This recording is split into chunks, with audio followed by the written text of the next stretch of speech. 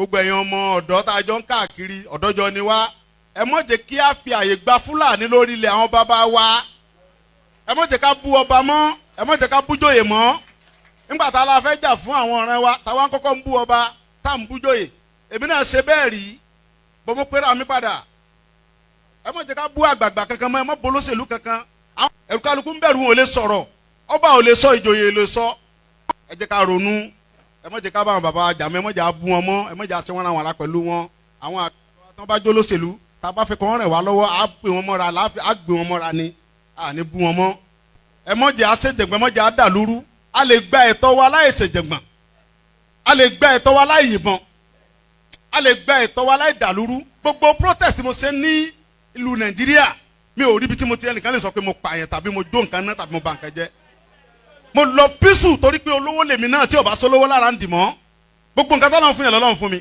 mi ṣe tálákà tó dé pé mo dìde fúnjà Yorùbá big man ni mi àwọn tó jẹ́ ọ̀rẹ́ mi tó súnmọ́ mi tó ní owó ní kí ni mo wá lọ bẹ̀ pé sọ́wọ́ lè mi mò ń fẹ́ ni kí n sọ yìí tí mo fẹ́ mo ní ìsọ̀rọ̀ owó àní ọ̀rọ̀ ìran mi ni mò ń sọ kí n wọ gbowó kí n gbéra kí n pé mò ń lọ ọ̀dọ̀ ọba gbowó mò ń lọ ọ̀dọ̀ oníbodè òfin gbowó kí n kójó wọlé kọ́kàn mi balẹ̀ kí n dá wa mọ́tò kí n mọ́ rìn bọ̀ kí Fúlàní mọ́ dá mi dúró títì kí n délé kí bàbá sọ pé kí n gbé tírélà sùn kí n mọ́ gbé lọ àwọn bàbá wo lè lóko mọ́ wọn ò lè lóńdò ẹ jẹ́ ká fọwọ́sowọ́pọ̀ ká ti àwọn bàbá wa lẹ́yìn ká dá security ti wa lẹ̀ ká sọ fún wọn kí wọ́n bá wa fọwọ́ tì í ká lé wọn kó nu oko wa ẹ ṣé mo dúpẹ́ Jésù Olúwa wa.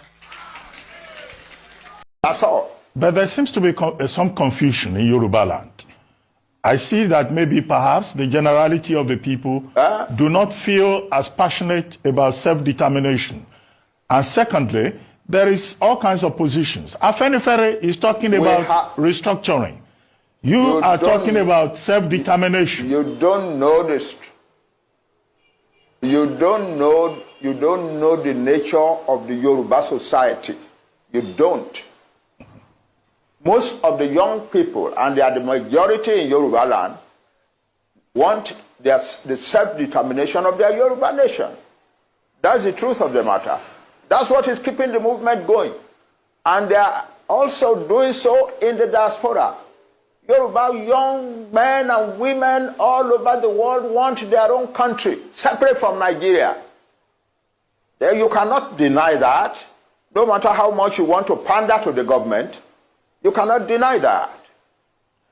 But that's the truth. But anyway, the important thing, however, and I'm surprised that you are not talking about that, is that the Yoruba people who are fighting for self-determination are telling the world and telling themselves that they will do it only peacefully. We are Yoruba. We know our status in the world. We know our status in the black world. We do not want to destroy the peace of Nigeria, and we do not want to bring difficulty into the lives of any other group in Nigeria. But we want to get out of Nigeria. That's it. Well, Prof, you were a strong member. And you're not talking about that. You are asking me questions. You are asking me questions as if what Onitiri did has the support of the majority of Yoruba people who want self-determination. It is not true. Well, Prof, she has a small minority of a section that is ready to do illegalities.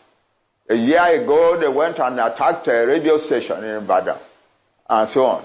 Now this year, they are attacking the entire government of Ibadan, and so on. No, but we have never sent anybody to go and do that, and we do not support it or encourage it. Prof, and we think it is criminal. Prof, and so if they get punished for their criminality, we have no objection to that.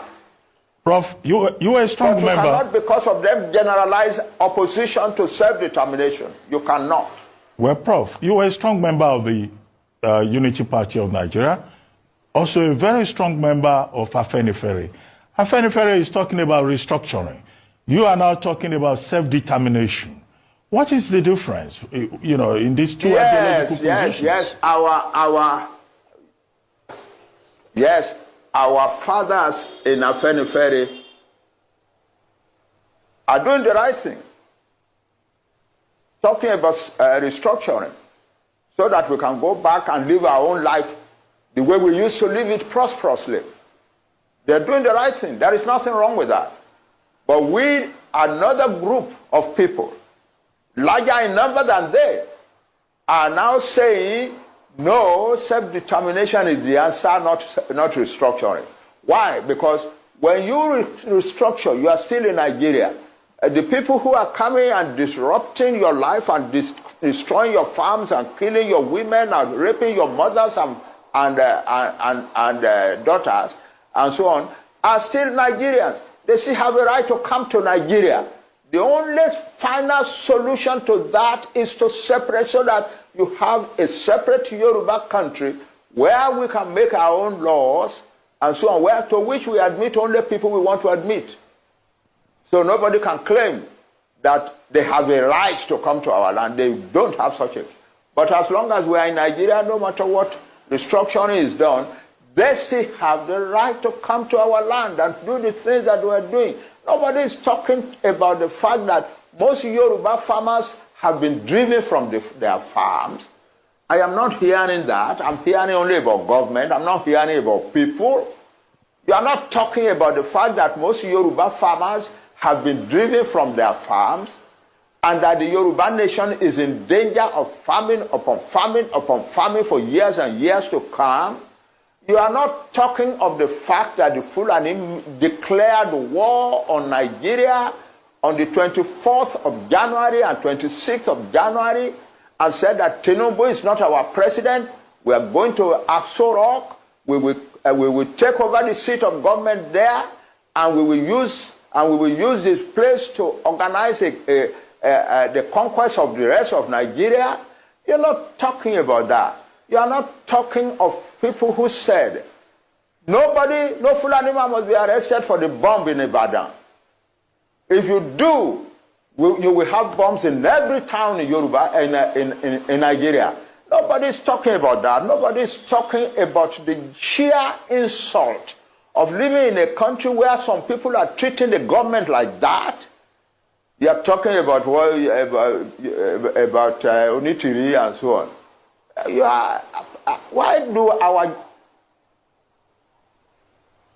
Well, Prof, let me ask you this. Self-determination, you are entitled to your opinion. You are entitled to your opinion, but what I'm saying is that your opinion rigorously avoids the truth. Rigorously. But Prof, avoids the truth. Nigeria, as Onigo Chiche told us in his research on ethnic nationalities in Nigeria, has over 300 ethnic nationalities. Will you recommend self-determination to all the other ethnic nationalities in Nigeria? For all these nationalities to break away? Those who want it, don't ask me a general question. I'm asking for self-determination for a nation, the Yoruba nation. There are about 60 million people in Nigeria. And their territory is large enough to be a large country. So that's what I'm talking about. Any other nationality in Nigeria that wants self-determination is free to ask for it. I cannot come and ask for self-determination for nations that are not mine. No. Well, Prof, as we have this, we're having this conversation.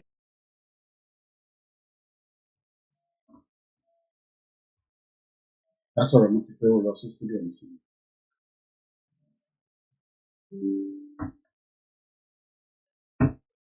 Masquerade from entering Yoruba. Police bar Igbo masquerade from entering Yoruba indigenous land of Lagos, citing cultural sensitivity, security concerns. December 5, 2024. The Lagos State Police Commissioner CP Ishola Olanrewaju Olawale has prohibited the Ajofia Inewi masquerade from entering Lagos for the Igbo festival, citing concerns over public safety and potential breach of peace. This decision was made during a meeting between Igbo stakeholders in Lagos and the police commissioner. The Ajofia Inewi Masquerade, notoriously referred to as the Igbo Forest, holds significant cultural and traditional value in Igbo City. A video of a traditional Igbo man who said the masquerade Ajo Ofia Inewi is making its way to Lagos December 12, 2024. However, it is proposed appearance in Lagos has been met with strong opposition from various Yoruba communities in the state who have expressed concerns, reservations about its presence. CP Oluwole explained that residents, including Indigenous, were uncomfortable with the masquerade present in Lagos after a group boasted about unleashing mayhem. He played a video recording of the masquerade performing rituals which raised suspicions about their intentions. The police commissioner emphasized that every tribe has its own masquerade operating within their tribe, and that Ajofia is an Igbo masquerade that should not come to Lagos State, which is another tribe. Eze Inwachuku responded on behalf of Indigo, thanked the CP for the meeting and acknowledged the message. Despite Eze Inwachuku emphasized on peaceful nature of the festival featuring the Ajofia Inewi masquerade in Lagos, Indigenous people of the state have expressed strong objections to his appearance, citing concerns that could pose a risk to individuals who are unfamiliar with the traditional significance and cultural context of the masquerade. According to the report, in Igbo mythology, the Ajofia Inewi masquerade is believed to possess spiritual powers which can be unsettling for those who do not understand or share the same cultural beliefs. Furthermore, the masquerade name Igbo Forest evokes a sense of mystery and foreboding which can be intimidating to those who are unfamiliar with its cultural significance. The Ajofia Inewi masquerade is traditionally not performed in front of women, which can create an air of mystery and exclusivity around the masquerade. The masquerade performs often involve elaborate rituals and ceremonies which can be perceived as dangerous or threatening by those who do not understand their cultural context. KOIKIMEDIA bringing the world closer to your doorstep, the 5th of December 2024. From our studio here, that is the development. Fáǹfààní gbogbo ọmọ Yorùbá tó bá láǹfààní àti gbọ́ ohun tí akéde yìí ni pé ìyẹn àwọn Ìgbò tán ní wọ́n máa gbé egúngún wọlé sí ìlú Èkó ní ọjọ́ 12 oṣù 12 ọdún 2024. Ọlọ́pàá Lagos State ìyẹn Commissioner for Police CP Ìṣọ̀lá Ọlárẹ̀wájú Ọláwálé ó ní Ajofia Inewi masquerade yìí kò ní lè wọ ìlú Èkó nítorí pé lóòótọ́ Igbo festival ni wọ́n fẹ́ lò fún, àmọ́ fún àwọn mẹ̀kúnnù àti àwọn aráàlú ó máa mú security àti safety potential breach fún tí wọ́n fẹ́ ṣe yẹn. Ó wá ní ìpàdé yìí tí wọ́n ṣe láàrin àwọn àti Ìgbò nílùú Èkó, òun ni pé arákùnrin tó náà ń gbé Ajofia Inewi wá sílùú Èkó ní ọjọ́ 12 oṣù 12 ọdún 2024 yìí, wọn ò ní lè jẹ́ kó gbé wá o, pé kí gbogbo ọmọ ìlú Èkó kó lọ fi ọkàn balẹ̀ pé egúngún yìí kò ní wọ ìlú Èkó nítorí pé Ajofia yìí ilẹ̀ Ìgbò ni ó dẹ̀ náwọn ètùtù tó ń ṣe fún àwọn èèyàn dẹ̀ mọ ìdí tí wọ́n ṣe fẹ́ gbé wá sí ìlú Èkó. KOIKIMEDIA òun ni eléyìí ti jáde ní yàjóyàjó, ẹ bá wa pín káàkiri o.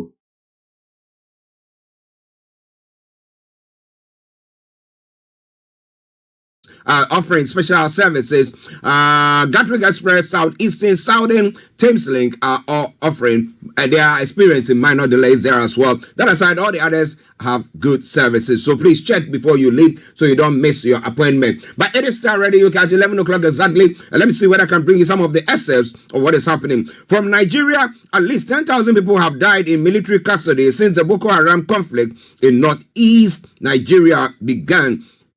Human rights group Amnesty International said on Thursday. Now, Nigerian man 39 sentenced to 8 years in U.S. prison for cyber fraud. And Lassa fever kills 23 people in 2024. And then other stories as well. For a teaming, Afe Babalola justified sued as group plans protest. The Take It Back movement convened by the former presidential candidate of the African Action Congress, Omoyole Sowore, has begun mobilization for protest in Ekiti, Lagos, Abuja, and London as a group plans to. So we'll tell you more about all that. Don't you worry about it at all. And then some other stories. President Bola Tinubu has ordered the release of funds for the payment of pension arrears, salary increases, and other entitlements owed to retired military personnel after a peaceful protest at Abuja, in Abuja at the Ministry of Finance's offices. Okay, so we'll see more from that front. So coming your way from Star Radio UK. In Africa, or still on the African front, opposition parties in Namibia contest SWAPO's victory in presidential elections. Although Ntembo Nandi Ndaitwah could become the country's first female president, calls from the opposition to annul the election results arrived, and we will see. In other stories, I only accept election results if they are transparent and fair. Who is speaking? That is the former president and flag bearer of the NDC, Mahama. Okay, now still on. A short validation stamps are unwrapped just before voting on Mane Buama to NDC executives. Well, it is all easier said than done because they are the place where, predominantly it is in the stronghold of a particular party. Can you tell somebody to do something else? It's difficult to do so. But we'll see about all that as everything unfolds. Now, NDC Akatsi North Secretary denies arrest over dummy ballot papers. Okay, we'll see about that. Ghana Police commends MPP, NDC, and the public for peaceful final rallies. Yeah, yesterday I was concerned about those rallies that were going to be taking place, one in Medina and one in Legon, and the proximity, and I was thinking, what was all that about? However, it's gone on, or it's gone through, or gone by peacefully, and therefore, we hope that the election also goes by peacefully. We'll see, we'll tell you more about all of that in a moment. Is he a prosecutor? Some Ghanaians react to NDC's appointment of Basintale to lead ORA. We'll be telling you more about that. Special voting records, high voter turnout nationwide. That's what Jane Mensah is saying. Star Radio UK in other parts of the world as well. As I did say, as we're getting ourselves ready for Mr. KOIKIMEDIA to join in. Thousands flee Syrian city Homs as rebels advance further, and South Korea president ordered arrest of own party leader.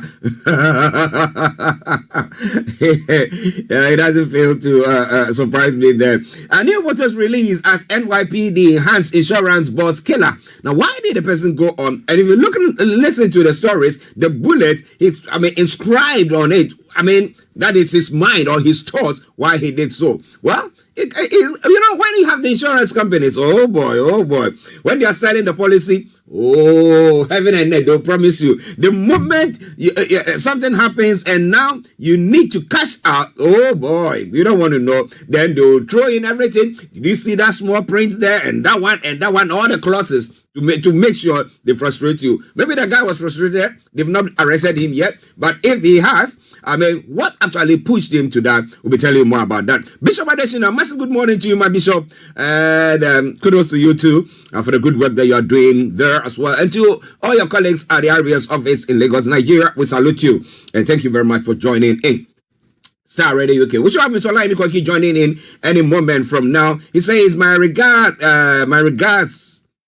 Yes, Bishop Adesina and the entire crew of the RBE. RBE is RBE. How did I say RBS? RBE Virtual Bank, making Yoruba Nation Ruba currency proud and stable. It is Star Radio UK.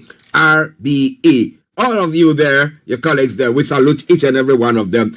Ladies and gentlemen, Star Radio UK, your favorite African and Caribbean radio station in London. We're going straight to Mr. Olaimi Koiki, who has joined in, and I can tell you, we've got things for you. It's going to be wutu, wutu, wutu, wutu. I know he says that. All right then. Yomi, good morning. Good morning.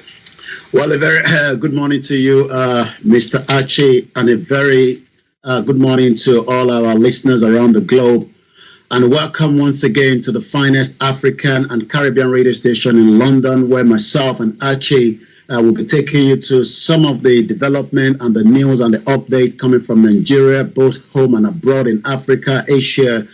It is the 6th and the 12th of December. It's coming up to 4 minutes past 11. There's quite a lot of lineup. But let me return back to the studio where myself and Archie, we'll be looking into, so much to discuss this morning. But let me come back again to you, Mr. Archie. Yes, ladies and gentlemen, Mr. Olaimi again, our North London studios. I'm actually here in the South studios, and we're bringing you updates from Nigeria on the Star Radio UK morning show. So thank you very much to all of you listening to us, viewing us on the sister broadcast station, the Yoruba Nation, KOIKIMEDIA, and those of you, the Biafra, the United States of Biafra followers there as well. We salute each and every one of you. We are here as a voice or a platform. If you want your voice to be heard, or you have a product, you have a service, you want it, reach out, feel free, get in touch with us, and we'll do the same for you.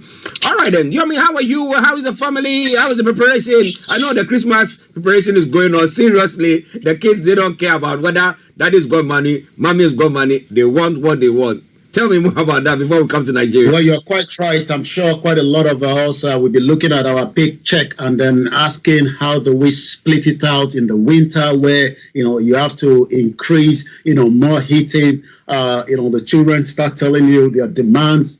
Even the elderly one might also start telling you that, it's time for them, to learn how to drive or to do their hair. If you have the female one, and the younger ones just want to get that toys. And it seems that Christmas is one time that it comes once in a year. Regardless of whether you're Christian, Muslim, or atheist, it is when they say you're alive, you just have to celebrate wherever you are because nobody knows what happened the next day. But at least from my house, we are getting ready. I can tell you right in front of me, the Christmas tree is already up. Ah, that's good. But again, can we say that about Nigeria? That is the question. Can we say that about African countries where our leaders, you go to their houses, everything is fine. But you go to majority of the people, even what they have to eat today, they're not sure about that. But you got a picture in your background. No, go on first. Yeah, and and that will link us straight to Davido because Davido is again speaking out. It seems that we need more of them, to speak out. In terms of and quickly the exchange rate this morning dropped to 2,000 naira, to £1, and that means 25 pounds will give us let's say about almost 20 pounds multiplied by 2,000. Will give us about 15 pounds precisely is the price of a full whole chicken, in Nigeria. And it depends on, what part of Nigeria. So if you look at 15 pounds, that's about almost $13. And in a country where, a dollar, is where many Nigerians struggle to feed on, according to the World Bank. And that takes me straight to Davido this morning because Davido seems to be telling the world a little bit about Nigeria, but Nigerians are not pleased with it. About a week ago, Nigeria, went to attack Davido for advising whether it is wrong or not. I don't know, but it depends on what you look at because we're going to be talking about the insecurity. Last week, when Davido had an interview and talked about Nigerians or Africans not to return back to Nigeria because of the situation in the country. That means that Davido is now telling the world the situation in Nigeria. So 2 weeks ago, and I'll see if I can get the soundtrack, but also I'll be telling you there's a development from the CSO Ngozi, the Chief of Staff of the Biafra, will be with us on Monday. That has been confirmed, but we're going to be talking about that later. 2 weeks ago, Davido says, and I quote, Tinubu's inflation not leaving America, things are not going well in Nigeria. The Nigerian superstar David Adeleke, aka Davido, says, and I quote, Nigeria's economy is in shambles with the messed up in the currency exchange. That means that people like Davido, as much as they are wealthy, are spending more dollars, to be able to fund whatever the lifestyle they are producing in the country.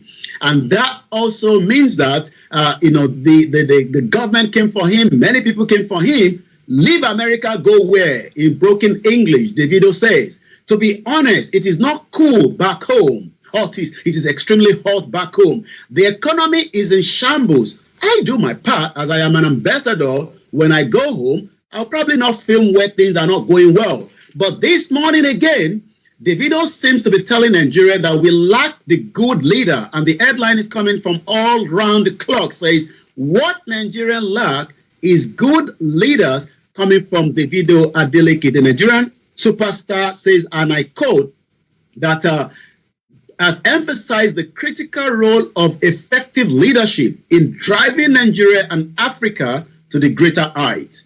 Well, Davido is saying it. Let's see what others are thinking about it. But let me say good morning to Gloria Jackson all the way. Gloria, hold on. I hope you're listening to us from Jamaica, right? I think yesterday or the day before you did say that. So to all of our listeners in Jamaica this morning, I salute each and every one of you. Of course, across the globe. Anthony Adedeji in the US, Aziz, a good morning to you all there. All right then. Now, we talk about good leadership. We talk about insecurity. But Boko Haram terrorist group have committed military committed war crimes in northeast Nigeria, says Amnesty International. They are talking about the fact that about 10,000 people have died in military custody since the Boko Haram conflict in northeastern Nigeria began. Human rights group Amnesty International said on Thursday. Interestingly, when it comes to, when there is war or there are wars or when we arrest somebody, here they'll tell you the human rights of the person, and therefore you don't see them beating the security agencies, beating the person up to say they want to extract information or intel from the person. But back home, oh boy, the way the military or this, they will slap you and your head will be spinning before what you've not even done, you'll be saying it. So they are talking about the fact that about 10,000, that means Boko Haram affiliates or some of them have died. How true is that? Could it be, again, leadership? And, when you have the right leadership, you would then be able to do exactly what you have to do. But let's now listen to the sound clip from Davido himself. So, we can't go forward without the best leaders first. That's the most important thing I feel. I feel like Nigerians, we adapt. So that already shows you that. Like I tell people, I say if you can survive in Lagos, or if you can survive in Nigeria rather, you can survive anywhere. I feel like we're survivors. We're strong-willed people. I just feel the only thing is just missing is just the right leaders to lead us. Nigeria, if you go anywhere in the world, everybody has Nigerian friends. Whether you're Chinese or you have Nigerian friends. Everywhere in the world I fly to that I do shows. Nigerian restaurant did there, Nigerian community did there. So it just shows that we're just a force. So I think, leadership is one of the main things. And I feel like once we get that right, I don't think there's anything that will stop us. Are we ever going to get that right is the next question. And that takes us straight to Amnesty this morning, releasing another, one that the government might not be pleased with. Insecurity, 10,000 have died in Nigerian military custody. One of the biggest things that many people were concerned is the human right of Nigerians. Remember that we are talking about the injustice that are perpetrated on many innocent people by the military. We talked about this, the security checkpoint in the southeast part of the country. But this morning, Amnesty International has alleged that nothing less than 10,000 Nigerians have died in the custody of the Nigerian army since the Boko Haram conflict began in the northeast. The organization country director Issa Sanusi disclosed this in Maiduguri, one of the hotbed of Boko Haram Fulani terrorist attack in the country, accused Boko Haram and the military of many abuses. It's not just the Boko Haram and the Lakarua, the ISWAP that are abusing innocent Nigerians. Even the military itself has violated the rules of engagement while carrying out the assignment. We've seen the bombardment of different communities, and you might be thinking, why could this be happening? He regretted how the military denied involvement in his personnel in the atrocity after being served with the Amnesty report. Sanusi announced that the human rights body has already filed case before the International Court of Justice, ICJ, at Hague over the alleged crimes against humanity. But the problem is, some of this ICJ takes years to look into the perpetrated crime, like the one that the former President Muhammadu Buhari committed in Nigeria against the indigenous people, when he said to the southeast, red in the cycle in the dot, and as he also invaded Dr. Chief Sunday Igboho's house to an assassination attempt. The Yoruba leader took him to the same ICC, but we still have to wait, even though they've acknowledged the letter. Well, human rights. Do we have rights when we are in Africa?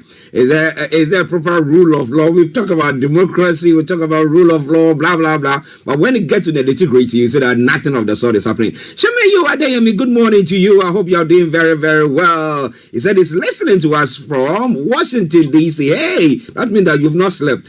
Good dawn to you, my brother. I hope you're doing very, very well. Okay.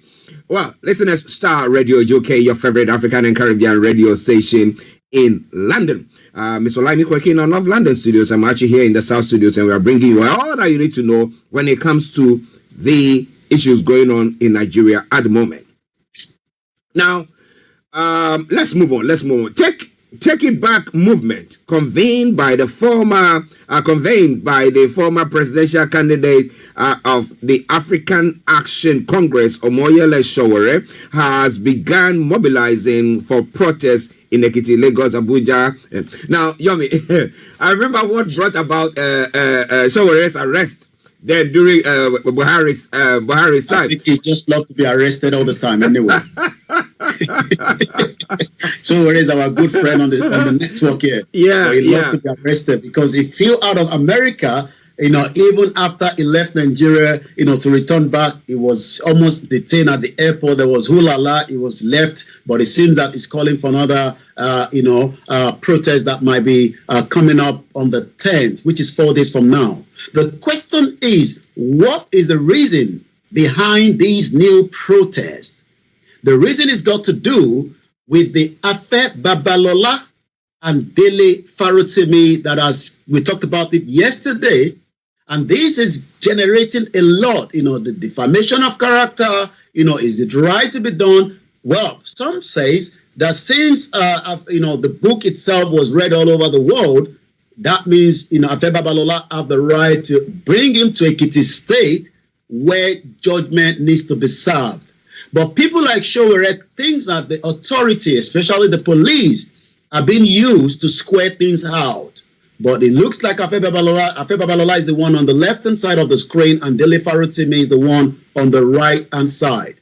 So what is now being put together by the Take It Back is what they called a day of protest, in solidarity for, they say, injustice to one is injustice to all. The founder of Afe Babalola University at Ekiti, Are Afe Babalola, Senior Advocate of Nigeria, on Thursday dismissed insulation that he was using his clout to deal with the human rights lawyer Dele Farotimi, who an Ekiti State Magistrate Court remanded on Wednesday. This was a group where Take It Back movement convened by the former presidential candidate of the African Action Congress, Omoyele Sowore, has now begun mobilization for protests in Ekiti State, Lagos State, Abuja State. You might be wondering why they want to bring the protest to London as well. Afe Babalola donated £10,000 to King's College. It looks like King's College must be preparing for the showdown on the 10th of this month, which is just 4 days from now. But the police in Ekiti State stated in the state had followed a petition written by Afe Babalola, where Farotimi was arrested in Lagos. A lot of people thought it was another kidnap like Nnamdi Kanu, but it seems that Dele Farotimi is now in the custody and the Coronation Center in Ekiti State. So it's not a kidnap case. Okay, it's not a kidnap case, but what case is against Farotimi? Well, the case against Farotimi has got to do with his book, and it seems that the book is now fast selling on the Amazon. From the information that we have, the book has got to do with what he stated about Afe Babalola making the case about regarding the Supreme Court and how the Supreme Court has been used as an abuse. So Dele Farotimi book, like I said, as at yesterday, is now ranking the bestseller on Amazon, and it seems that many people that never knew about the book are now finding out more about the book. But the 93-year-old senior advocate of Nigeria alleged being accused in the book of compromising the Nigerian judiciary instance of alleged misconduct and legal figures. Although the book recorded the low sales initially, it seems that the arrest has pushed more people buying, because people are saying, I don't have evidence of that, but that's what people are saying, that it seems that Afe Babalola wants to clear all the books out of the shelf so that nobody has any copy of it. Now, it's interesting because if he has written a book and he has said something about you and you think that what he said is not true, yeah, you go to the court. But why is the court not granting Farotimi bail? Why are they not granting him bail? And why are they using some ninja style stuff to go and or Rambo style to just outwit him? As if we live in a military era. So somebody says that, oh, we are living in a democracy. Now, if I say something and you think that you don't like it, take it to the court. Now, am I maligning you? Is it malice? Is it what? Then we come out and then we look at it. But what they are doing now, it looks like back in the day when it was a military rule, right? Well, we are not in the military rule, and that is where, as much as abuse of power continue to be peddled against innocent Nigerians. You're right. I mean, the title of the book is Nigeria and its Criminal Justice System, where, allegation of defamation of character against these. Well, it seems that, Afe Babalola, might say, how Dele Farotimi defame me, regarding some of what he wrote in the book. And rather than what Nigerians will expect to be done properly, it seems that he will say, well, I've reported a case, the police have picked him up. But in terms of who gets bail or not, we do know that sometimes, the paddy and that kicks in from underneath, especially Afe Babalola is a very strong person, not just in Nigeria, like it says, across the globe. Well, defamation, does it require somebody not getting bail?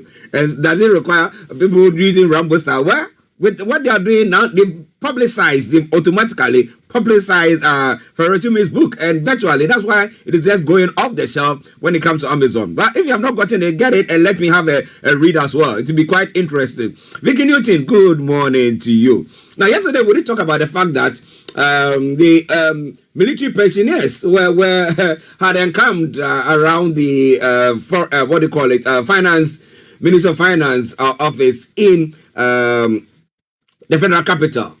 But now the president had come out quickly to say, come on, he's releasing funds for these people. So they had the money and yet they were doing that. Is that what they are doing?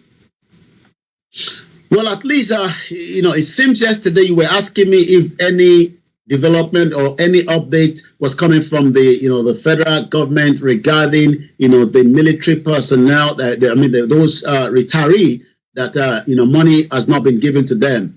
But the news coming this morning seems that, Tinubu doesn't want any confrontation with the retiree, and he has now, asked that money should be released as quickly as possible, for these retiree pensioner. And I think that is a great news, from the presidency. So what do we know? Tinubu orders release of funds for payment of retired Nigerian military personnel who has shut down the finance ministry. As we said yesterday, some of them came with their bedding, their mat, canopies, and they believe that they're not going anywhere until the government speaks to them. Retired soldiers under the group of Coalition of Concerned Veterans, CCV, had carried out a 2-day protest over the non-payment of 20% and 28% increment for 11 months in the federal capital. President Tinubu has now ordered the release of funds for the payment of pension arrears, salary increase, other entitlement owed to retired military personnel after a peaceful protest. So maybe sometimes, doing that peaceful protest is worth looking into. Well, we'll have to look into that. But Bishop Adesina has commented. He said that the Afe Babalola is not even in government, but a former senior advocate. So that means that he's trying to use his connections and influence, though he's not in government, but still I'll get the military or the police to do something to you, and then I'll get a court to keep you in there. Well. How fair is fair? Vicky Newton, good morning to you once again. Okay, Yomi, let me allow you to now bring us the rest of the stories making the rounds. Over to you, sir. Well, we're getting a report coming out this morning from Nigeria, where one of the renowned Islamic scholar has passed on. We'll be giving you details about that. Well popular within the southwest part of the Nigerian community, and also many of the diaspora that probably are waking up around the world. I can confirm officially now that Islamic scholar Muhyiddin Bello is dead. May so rest in peace. The Muslim community has been thrown into mourning following the passing, of one of his most revered figures, Alhaji Muhyiddin Bello, born in 1914 in Ibadan. Alhaji Bello was widely respected for his profound teachings, unwavering dedication to Islamic scholarship. The announcement of his demise was made by another prominent Islamic scholar, Afar Arid Bidasi of Al-Tawhid Islamic Dawah, this Friday morning. Collaborating the news of the diminished popular cleric and the follower of the late Bello, who is also an Islamic singer, Alhaji Basit Olariwaju, popular known as Akwanle Anobi, also shared the image of the 84-year-old scholar with tearful emojis, as we say, may so rest in peace. So quite a lot going on in Ibadan, in Oyo State this morning, of these scholars. May so rest in peace.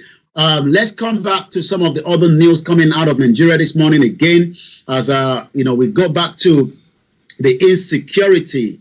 How soon can these government treat insecurity? We've talked about the Amnesty International, but as we also can confirm that other development is happening. Before we go back to Nigeria, let's take you outside Nigeria, because we know how cyber fraud affects people. But this morning, a Nigerian national in the United States has been sentenced to cyber fraud in New Haven, in Connecticut. We know that many Nigerians, are involved in this particular crime. He's 39 years old. What do we know? They use witting and unwitting money moves to receive fraud proceeds in their bank account, and then either transfer those funds from the money mole account to account under the co-conspirators' control, or converted the stolen proceeds to cash for further transfer, according to the court document and statement in the court. Over the 3 years long operation of the scheme, you can see how Americans around the world, tell these individuals for a very long time until they are nipped out of the board. Numerous victims were tricked into transferring funds into the bank account the victim believed were under the control of legitimate recipients as part of a normal business operation. If it's not true to be, do not even go there, because you could also find yourself in some of these situations. Let's go back to, again, sad development from Ebonyi State this morning, as the Lassa fever kills 23 people in 2024 in Nigeria, according to Ebonyi State Governor. At least 394 suspected cases of Lassa fever were recorded in Nigeria. Eastern state of Ebonyi from January to date the state government says yesterday no fewer than 48 cases were confirmed from the suspected case, out of which 23 people passed on. The disease where 25 were discharged. Governor Francis Nwufuru announced in the state capital Abakaliki at the official sign-off and handover ceremony of the Medicine Sans Frontier Lassa fever support activities in the particular state. Let's come back to more protest. Again, where is it happening? Maybe after this protest in 2 days, the president will release money. Protesters have stormed Nigeria's parliament, opposed establishment of Nigerian Coast Guard. What do we know and what is it all about? Hundreds of activists, including youth, women from different parts of Nigeria, stormed the National Assembly in Abuja on Thursday to express their strong opposition to the Coastal Guard Establishment Bill.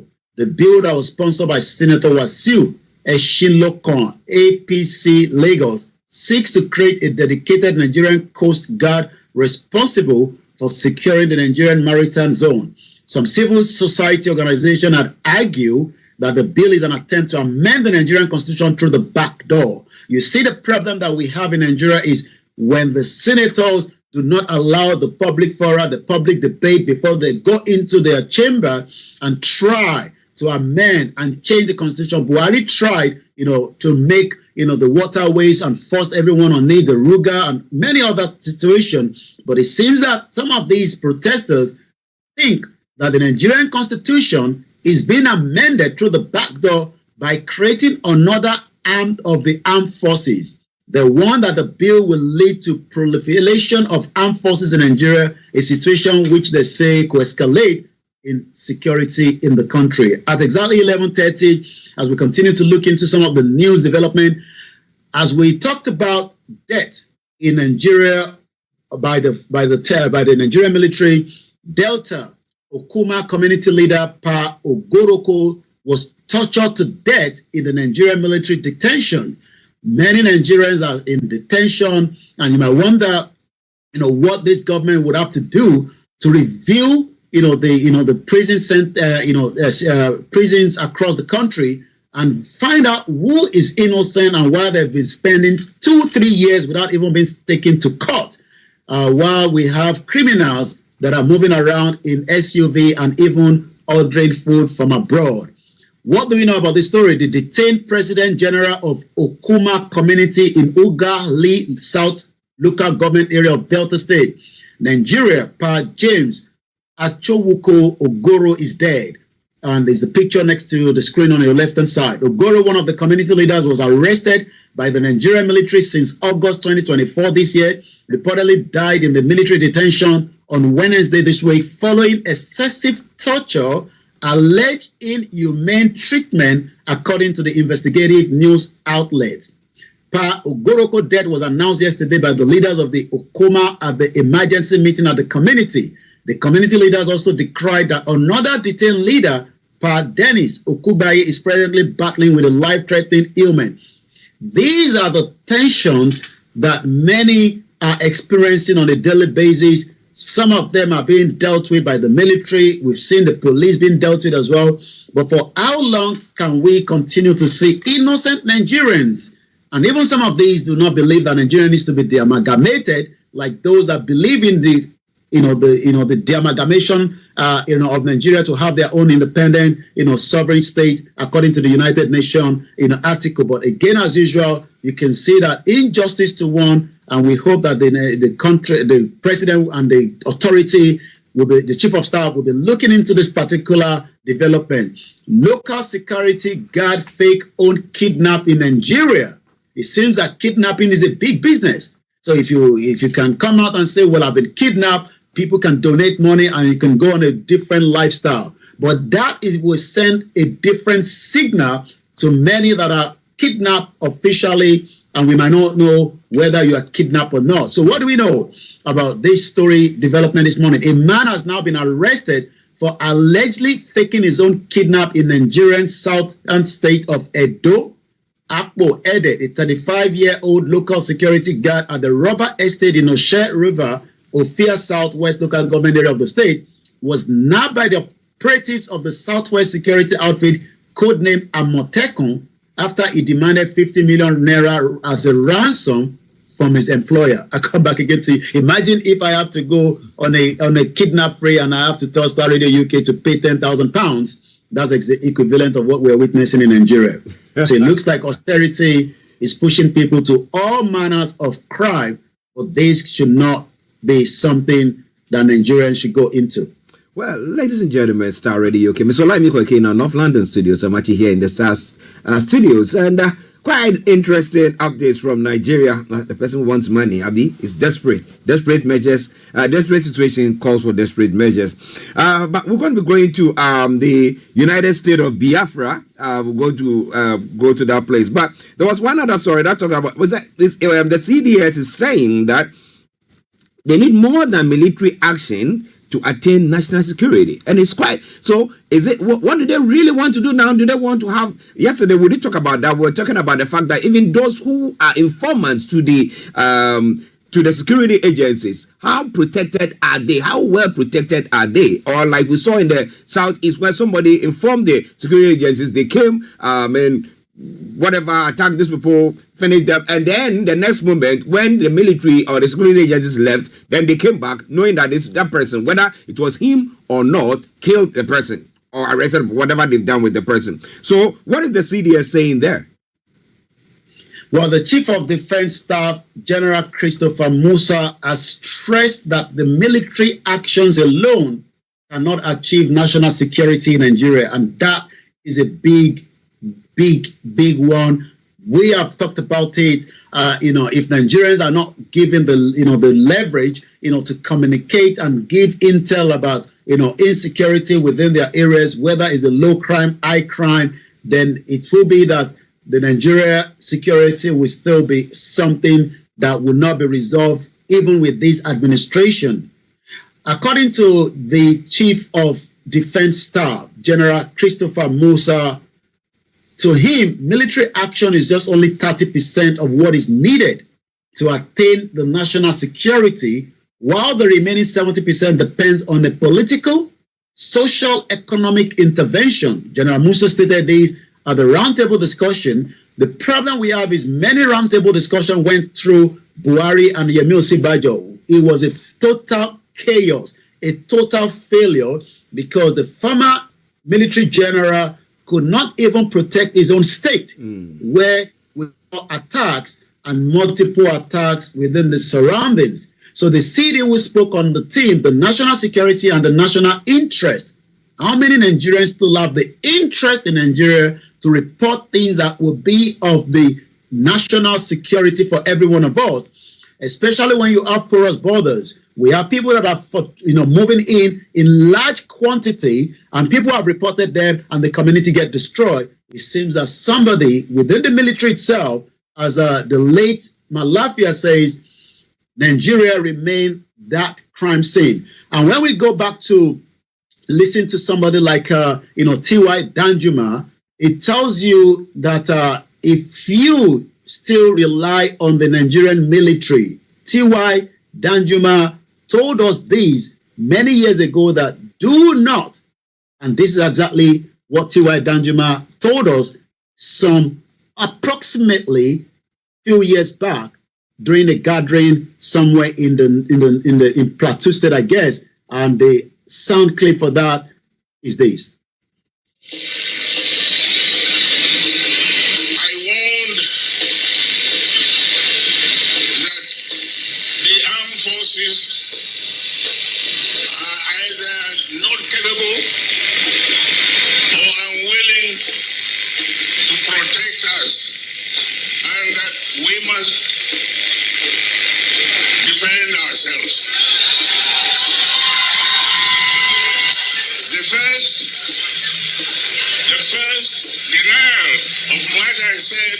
From the Ministry of Defense.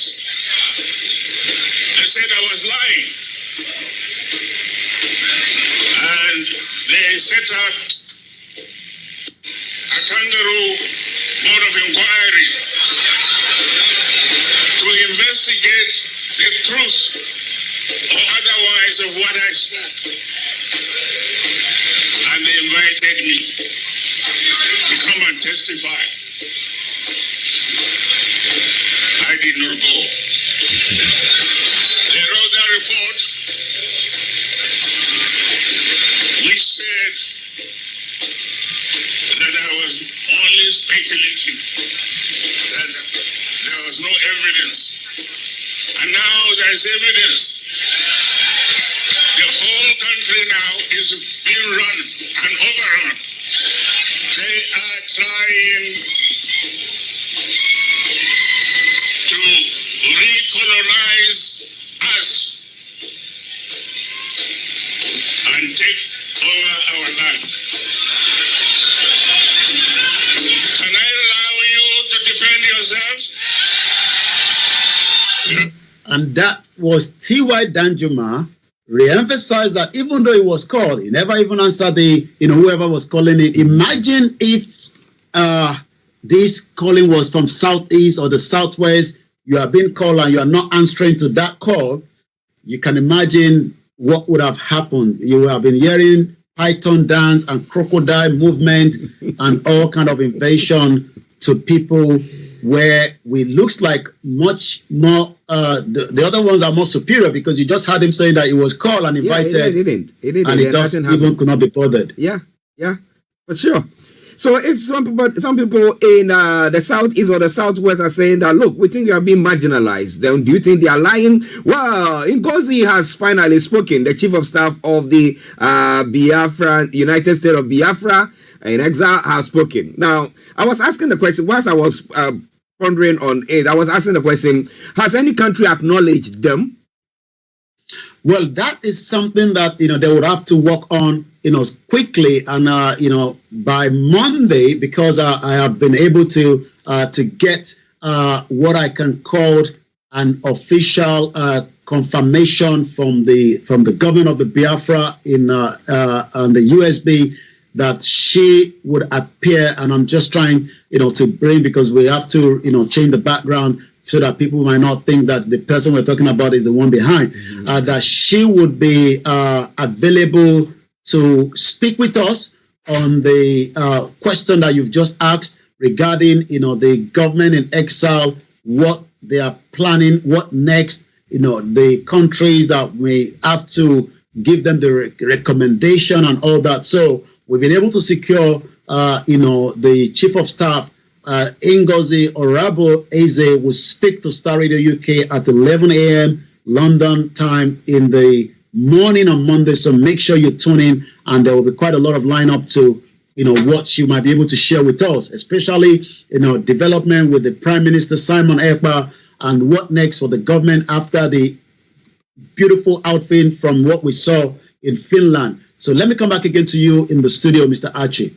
Okay. So as Yomi has said, prepare yourself. God willing, Monday, if we are still alive, yes, which I believe God will keep us, we'll be bringing you Ngozi, who is the chief of staff of the USB. When I say USB, United States of Biafra, and be telling us more on that front. Okay. Yomi, any other stories, and what is happening on the social media before you go, sir?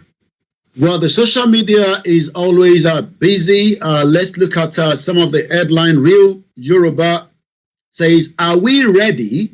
The more we believe in one Nigeria, the more life will continue to get worse. Option is Yoruba nation. Second option is Tinubu, but we must let him know that he will be there to break I can't use the other word, Yoruba nation, no going back. More other development as we are talking about, the situation in Finland. You might also want to know that today is Finland Independence Day, but it seems that, Finland is holding to, the PM of the Biafra government in exile, Simon Ekpa. So we see how that developed as well. I'm looking at another very important figure in Nigeria. She's no longer in Nigeria because of, again, threat to life and the current injustice in the country. We're talking about Dr. Kemi Lawrence. She has been very, advocate of the injustice cartel on the people known as the southeastern part of the country, as again, many would also, be looking at some of the other areas. She has been also been talking about the 6 individual that got missing in Nigeria, in Lagos State till date. Nobody knows their location, and it seems that no inquiry, no investigation is going on. And what she posted again about yesterday, power is temporarily. The power you are drunk on today ends next week. Afe Babalola versus Dele Farutimi, hashtag judicial terrorism. That's the way she put it. And let's take one or two more from the development on Nigeria this morning, as many Nigerians continue to use the only platform.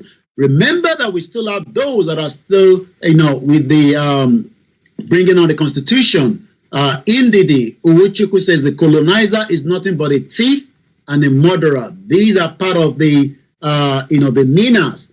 Is the right transition for union reconfiguration. Tony Namdi. Remember that the Yoruba was working with him, in 2021 until the pathway apart each other. So again, as I come back to you for the weekend, NNPC says they began export of Port Harcourt refinery, and people that are buying it at Dubai firm will be the one to buy first. Again, as usual, there's all kind that come out, and the reaction on that is, how is Dubai buying the first cargo instead of serving the local market? I don't understand this country. And the person has, the emblem, the coat of arms of Nigeria on his Twitter status, and you can tell that a lot of Nigerians wondering, how would Dubai be the one to force to buy when the local are not buying? But it's in Nigeria, they say everything goes. Well, it's quite an interesting one. You want to know more? You have to stay with us every weekday from 10:30 right now to when the program finishes, and we'll be telling you everything. Yomi, let me say thank you very much for this wonderful update.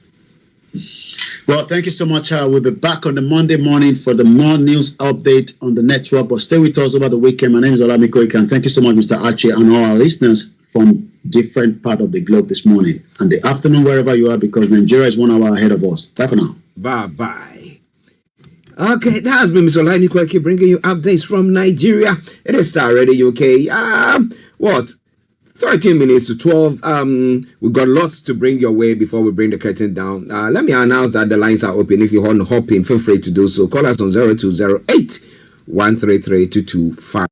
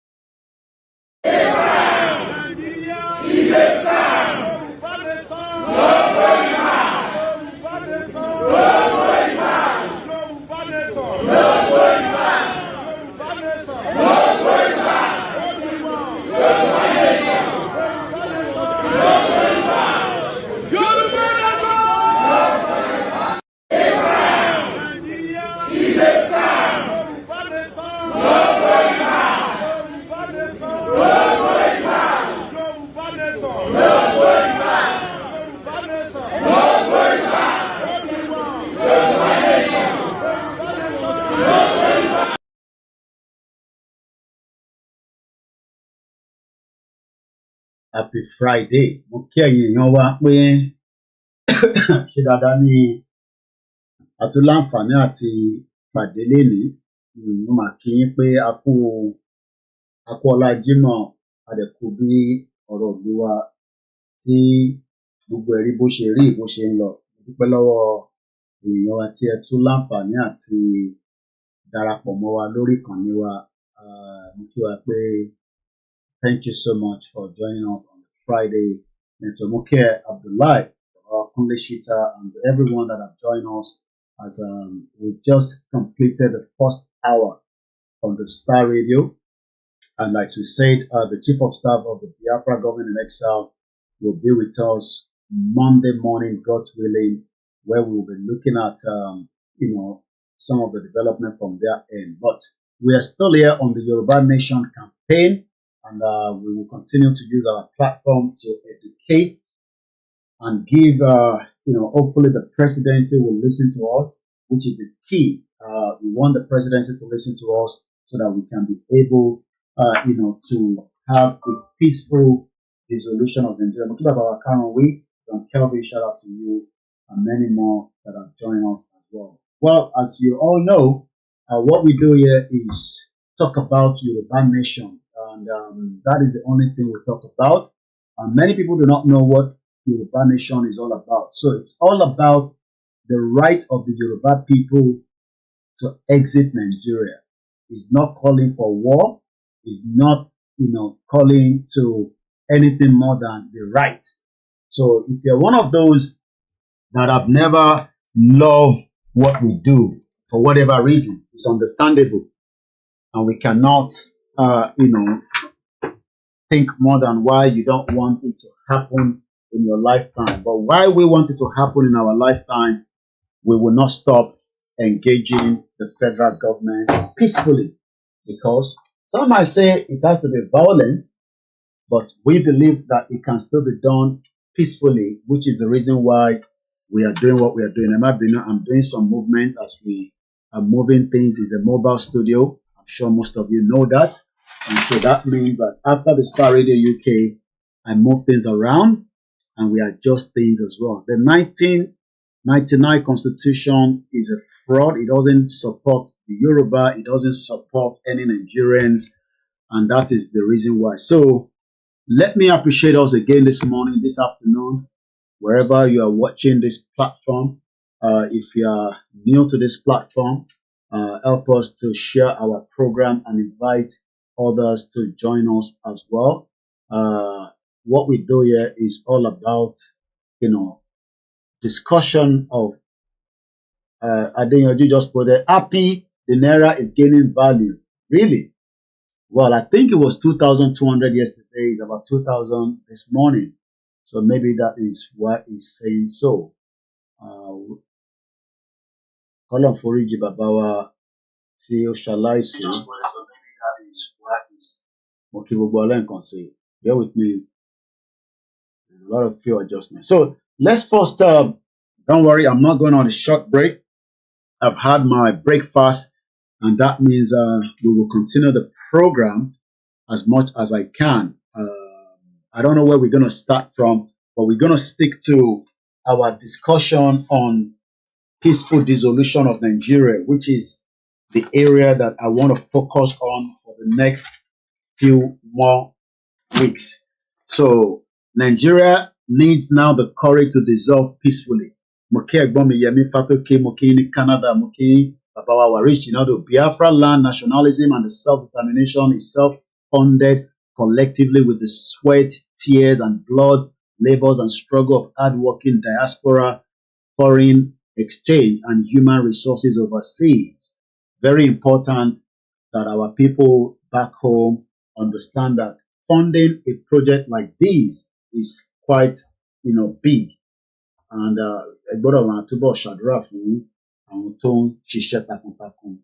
so let me get the charger in. Happy Friday, Barika Jimo to all our listeners around the world. We love you. We appreciate you. To Ogumola Biodun, afternoon to you, all the way down there in the home land. Akin Games, thank you so much. And to my beautiful mother and my wives, my children, and my family that are in support of what we do here. So everyone, Titilola, Shawl, and many of you. Bishop Additional, I don't know whether you are available. Quite a lot of people are calling me regarding the RUBA and the FSC. So T. Bishop Bauer on the line, you can hear me. You might want to call us and let's get a bit of information because people have watched the program on another media and it looks like I'm getting a lot of calls regarding the RUBA and the FFC that people wants to know what it's all about. So if I were available, I would like you if you can just call into the program. If otherwise, we would have to arrange. So once again, let's get it going. Also remember that the only way you can help this platform is to also contribute. Without funding, we can't do much. We need you to contribute. We need you to support us. We need you to help us with this channel. Funding. We need a lot of money. I think this weekend I might do fundraising for my platform to ask for your support, financially. So this weekend, we might do a bit of fundraising for KOIKIMEDIA. And whatever we raise, as much as we can raise anyway, it will then help me as we prepare to go into the new year. So I think we've done few fundraising in the past. So I might share another fundraising this weekend. Either Saturday or Sunday, I will find out at what time is good to me and you. So yeah, you know what, about broadcasting, about body, I will be doing a fundraising for my platform. In terms of the Yoruba, where to put your money, we're still having issues with the YSDM website, where money cannot be taken. I don't know why, but they say they are looking into it and they will rectify the problem as quickly as possible. That's all I have. So apart from that, it is a Friday, the 6th day of the month of December, and the year is winding down, and nobody knows what is going to happen, especially between federal government and the Biafra. Nobody knows what might happen. We can speculate about it, but we don't have any full intel or information to what might play out between the federal government and the Biafra, as they have decided to take the battle in their own care. So nobody knows what's going to happen. So we just have to continue. As I always say, I'll come back with my face there. So Nigeria needs the courage to dissolve peacefully at Soronipe multiple times. Okay, I think my Wi-Fi was off. I've actually turned it on back. We are Bishop 13 try láti pè tẹ́lẹ̀ gan. But tí mo fẹ́ play nǹkan kan lórí ẹ̀ lẹ́ǹkan ni mo pa Wi-Fi. So you can also watch KOIKIMEDIA on our backup YouTube channel. The link is below right there. Thank you so much, Simon, my brother. May God bless you, continue to protect you and give you more and more wisdom. Thank you. Where are we with Nigeria, and how soon do you think the situation in Nigeria might start going down? Many say it's not going to go down. It's all speculation. I say it might go down quicker than what you might not know. A lot of people are bitter. A lot of people are upset. A lot of people are not happy. They are dissatisfied. They are disengaged. They don't want to even be, known as Nigerians. So what do you do with people like that? Do you ignore them, or do you work with them to find solution to majority of their problem and request? Or should we just say nothing is going to happen? If the Biafra doesn't like Nigeria, we must force them to remain in Nigeria. Is that what we want to do? Can we tell Tinubu to engage them so that it doesn't become too violent and become where life will be lost? What is your take? Kile Euro. Excuse me. Kini Euro. Pẹ̀lú situation àwọn Biafra. Kile Euro lọ́kàn. Ṣé kí Tinubu ignore wọn? Àbí kí President Tinubu engage wọn? This is where I want you to call in and tell me what you think. The line is open. What do you think? That President Tinubu should engage them, or just say, you know what? Whatever you want to do, nobody's leaving this country. We are all in it together. What do you think? Kile Euro. And whenever we say support us, it is voluntary donation. Kile Euro lọ́kàn. Tinubu, forget about them. They can't do anything. They can shout on the social media. They can scream, but nothing will happen. I will defend the territorial ground of Nigeria with all the means that I have. Tinubu has, is the president currently. So, kí lẹ̀yin rò, kí ni take ẹ̀yin lórí ọ̀rọ̀ yẹn?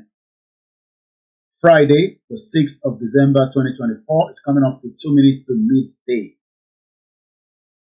Kí ni nǹkan tẹ́yin rò?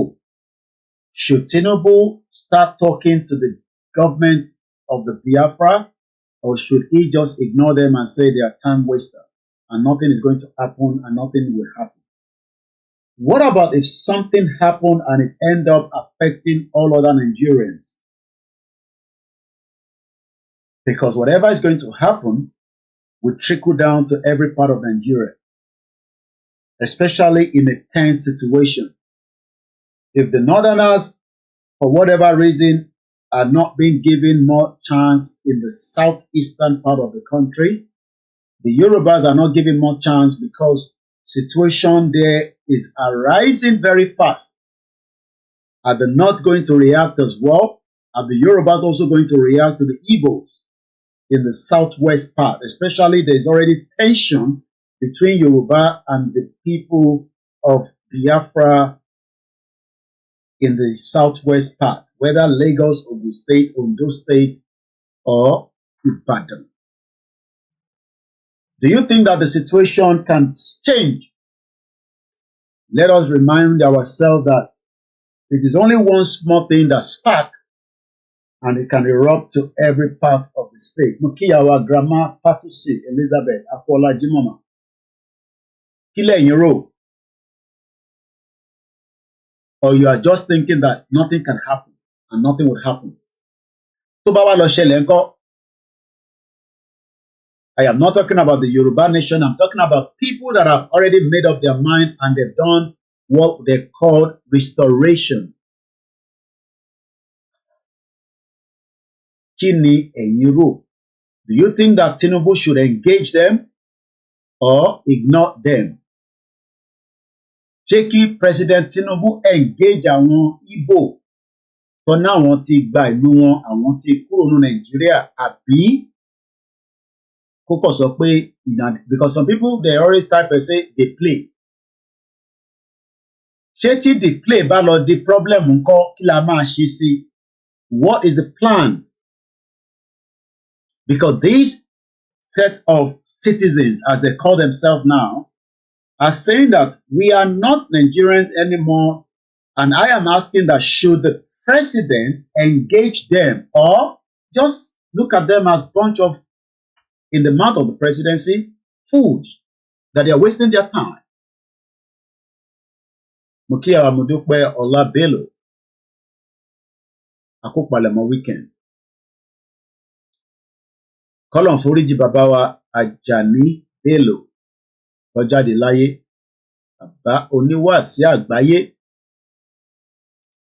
Ta ló rántí bàbá yẹn dáadáa?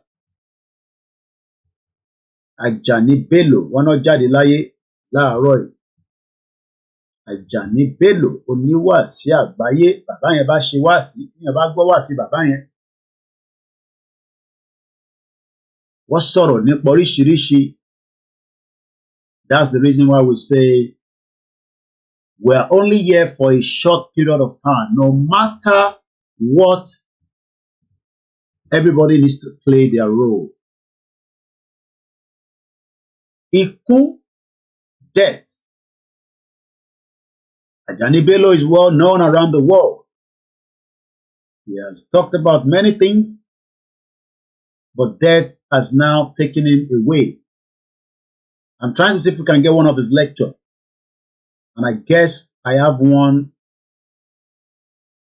that I might look into and see. And it says there the title. Now, and I'm very careful with where I'm picking it from because of our YouTube. So I might find, because sometimes article today, the law of karma. This was 8 months ago. Okay, let's listen to this. Not sure. Okay, I think the line is, my phone is ringing. No? Okay, I think this is his personal page. Sheikh Muhyiddin Ajani Bello. So we can take from here. How many of you know him? Whether you are Christian, you are Muslim, he is a very popular cleric in Yoruba land southwest. Oduduwa has arrived.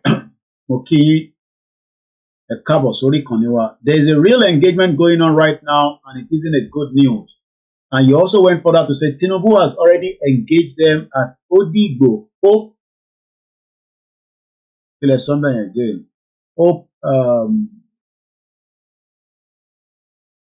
Uzodinma, the emir of Imo State. So what you're saying is that they have already been engaged.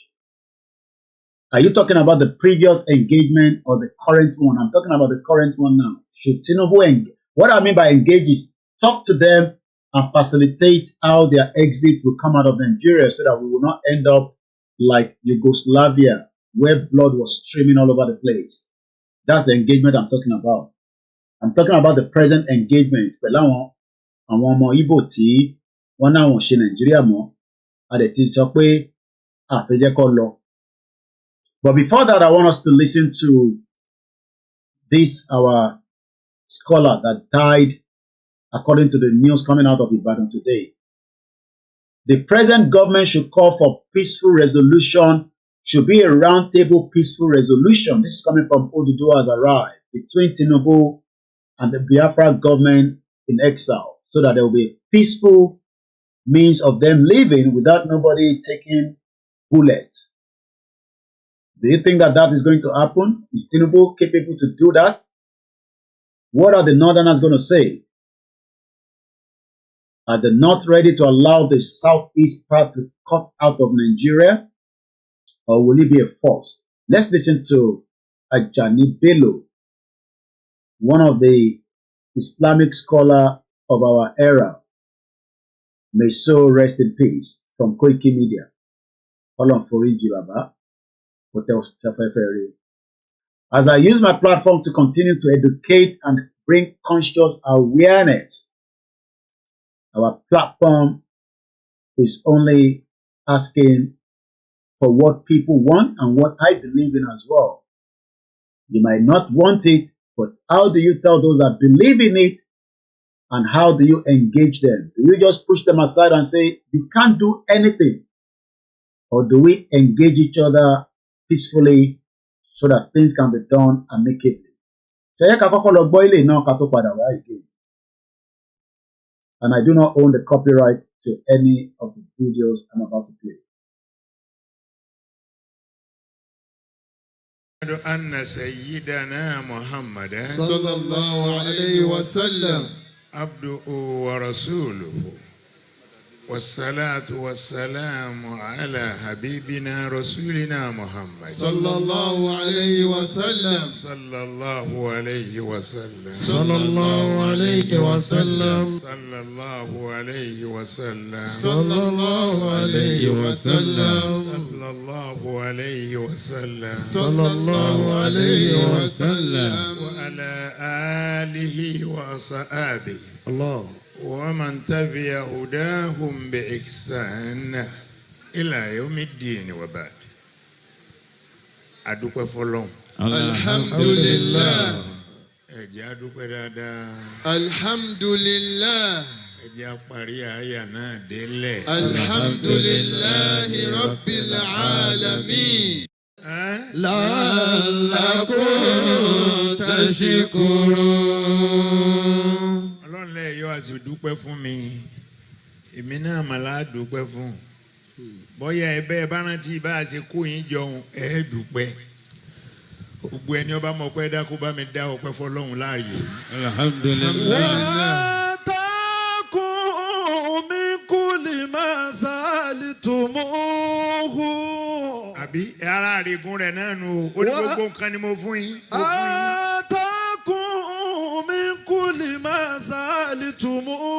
Èwo lẹ béèrè tá a fún yín bẹ́ẹ̀. Atakum min kulli ma sa'altumuhu.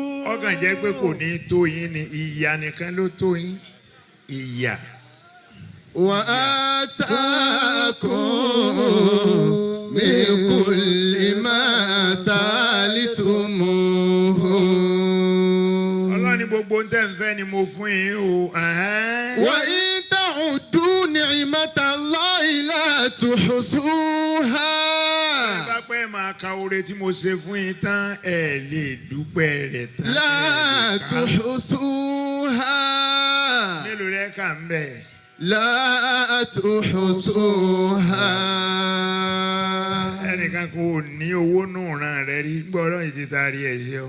لا تحصوها gbogbo ará agboolé yín wọn ò lẹ́nìkankan tó lówó lọ́rí. ìwọ náà lógo wọn. ìwọ náà làkọ́kọ́ o tún wá ológun náà rẹ tún wá ń ṣeré létí omi. nǹkan ṣe ọ. لا تحصوها لا تحصوها وإن تعدوا نعمة الله لا تحصوها. Ọlọ́run ní oore tí mo ṣe fún yẹn lè ká tán o. لا تحصوها. bàbá bá mọ̀ pé oore tọ́lọ̀ ń ṣe fún wa a lè ká tán. ṣé gbogbo wa bá a ṣe wà ń bí à ń sọ̀rọ̀ àti rílẹ̀ afẹ́kọ́lé ike bá a bá jẹ́ ni Ọlọ́run lóòótọ́ ṣé gbogbo àtàwọn bí a lè dáwó ohun tá a fẹ́ kọjọ. Ever wonder what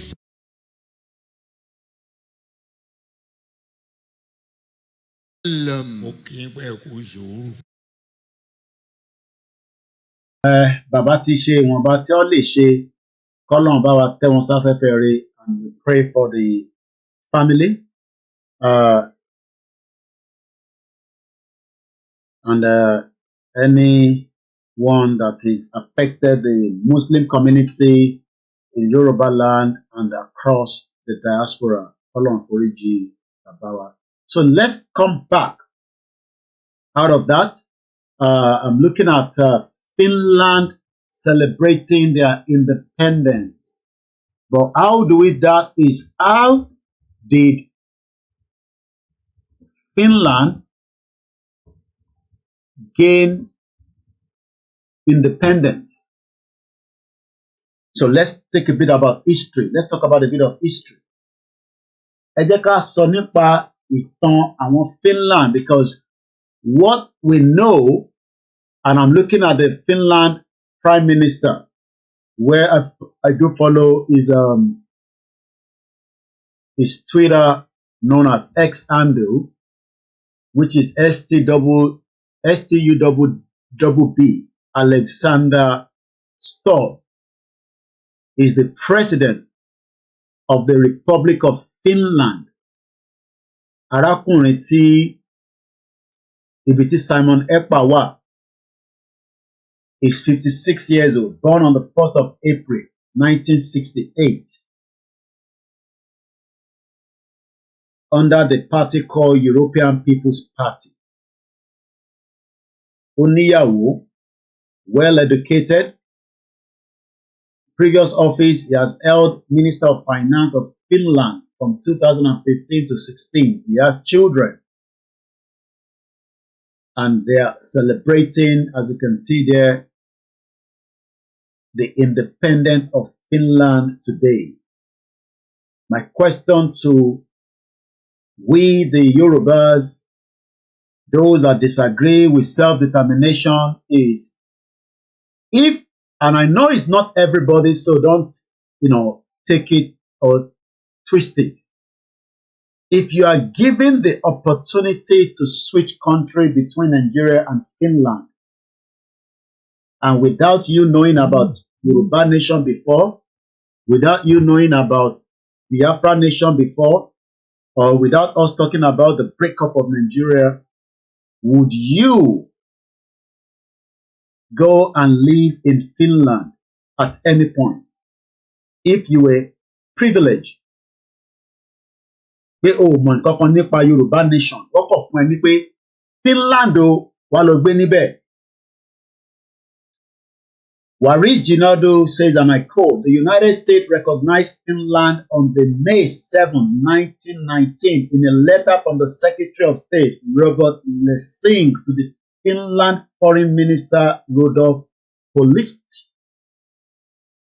So what you're watching right now in front of your screen, for those that are watching me in a cold, bitter winter. As you can see, it is all white snow.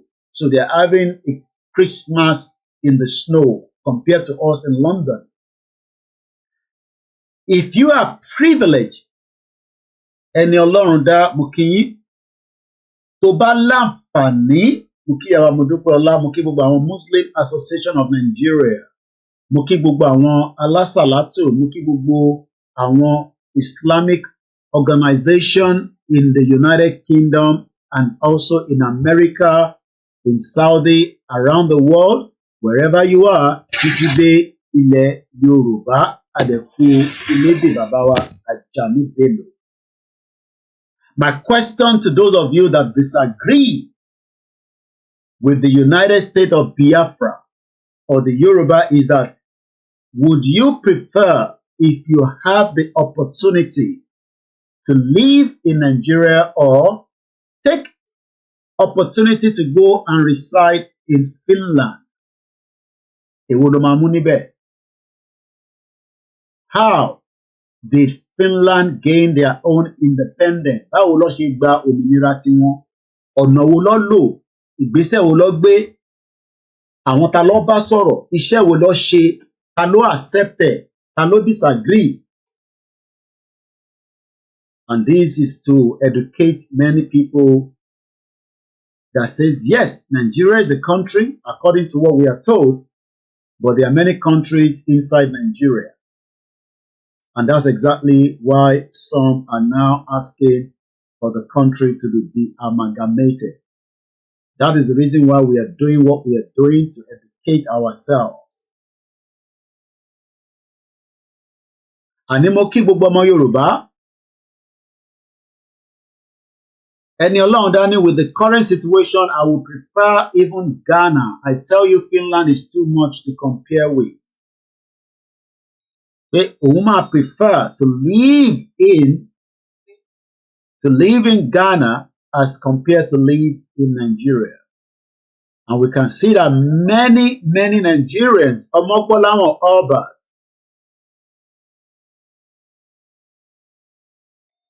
says, Emma Bin Moshari, comment to you. He says, and I quote, "It is better to ignore Biafra government and the situation will eventually getting worse and trigger the entire gunpowder that already set to burst out seas. But is it not good that Tinubu should not allow such to happen? It's just my suggestion." Ẹ̀gbọ́n mi Ọmọgbọ́láwọn Albert, happy Friday. Kọ́lá Ọláwà sọ pé it will be very expensive to ignore the Igbo, but very profitable to negotiate with them. Keep the comment coming. The line is still open. The number is on the screen. Should you want to add your own input? This is KOIKIMEDIA. Tó bá rí nọ́mbà yẹn, òun ló wà lọ́wọ́ sàlẹ̀. Èní ni ọjọ́ Friday, ọjọ́ kẹfà, oṣù kejìlá, ọdún 2024. Whether we agree with the Biafra declaration or not, they have done it. What should Tinubu be doing? But we are also going to be talking about báwo ni Finland, the country where Simon Ekpa operated for the last 2 years up until the 29th of this year, when they had what they called restoration. Adebayo Kikiola Emmanuel, only woto is the only way. Leke Oleyede sọ pé keep up the good work, Yoruba nation, no going back. Many Nigerians are now much more engaged after the Biafra made their declaration. Keep the comment coming and let's take a bit of talk to Finland. So what do we know? People talk about independent. Apedaduro Koiki, a lot declare. But how does it happen in the past, and what can we learn from the past to make sure that mistakes are not done? Because if we do a single mistake, it could take us another 60 years, and that means Gowon will be happy. Finland gained independence from Russia. That means láyé àtijọ́ Finland dá dúró, àmọ́ nǹkan kan link wọn pẹ̀lú Russia. So when you look at Russia, Finland gba independence wọn látara Russia. Russia is still a country and Finland is a country. So when Yoruba people and the Igbos and the Hausas and the other indigenous people say, no, we don't agree, we keep Nigeria. But remember that you can still hold on to your Nigeria and allow those that want to fall out of it to go without any war.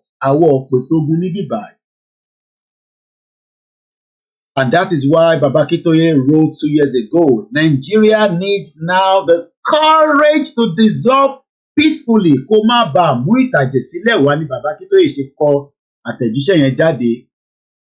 And it is not too late if only President Bola Tinubu listen to the current state of the situation in the present. I am not talking about before he came to power. He is the one in charge now. He is the bulk of decision making. When he was not in power, he could influence the situation. But now that President Bola Tinubu is in control, the chief commander, what is he going to do with the situation arising in Nigeria on a daily basis? Even Baba Akintoye wrote a letter to Tinubu in April, not begging him, but asking him to engage with the Yorubas that wants to go. But it seems that Tinubu is not interested. Football fans clubs, so my question is, before Nigeria, who we are? Well, we already know all that. The question I'm asking now is, what should the president be doing? Nobody is disputing who we are before 200 years. 200 years is not what we are talking about. The present situation is, what should Tinubu be doing? We talked about the 200 years. Yesterday we talked about a grandmother that was, born on the 18th, and I want to quickly look at it here. She was born in 1898. She was 16 years old. Mary Bilogun, as at the time 1914 amalgamation came to light. She died in 1978. I met the grandson yesterday.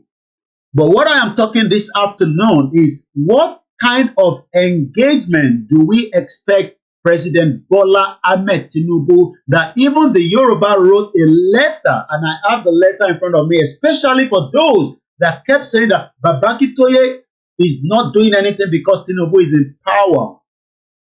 Because people only talk about what they love to talk about without any fact or evidence. Because the letter is in the public domain. It wasn't hidden. If Baba Akintoye wasn't doing Yoruba Nation, he would not be sending letter to Tinubu. But as usual, there will always be people that are against what you do. And that is the copy of the letter right in front of you. This letter was sent to President Bola Tinubu by Professor ADEBANJI Akintoye, the leader of the Yoruba Self-Determination Group.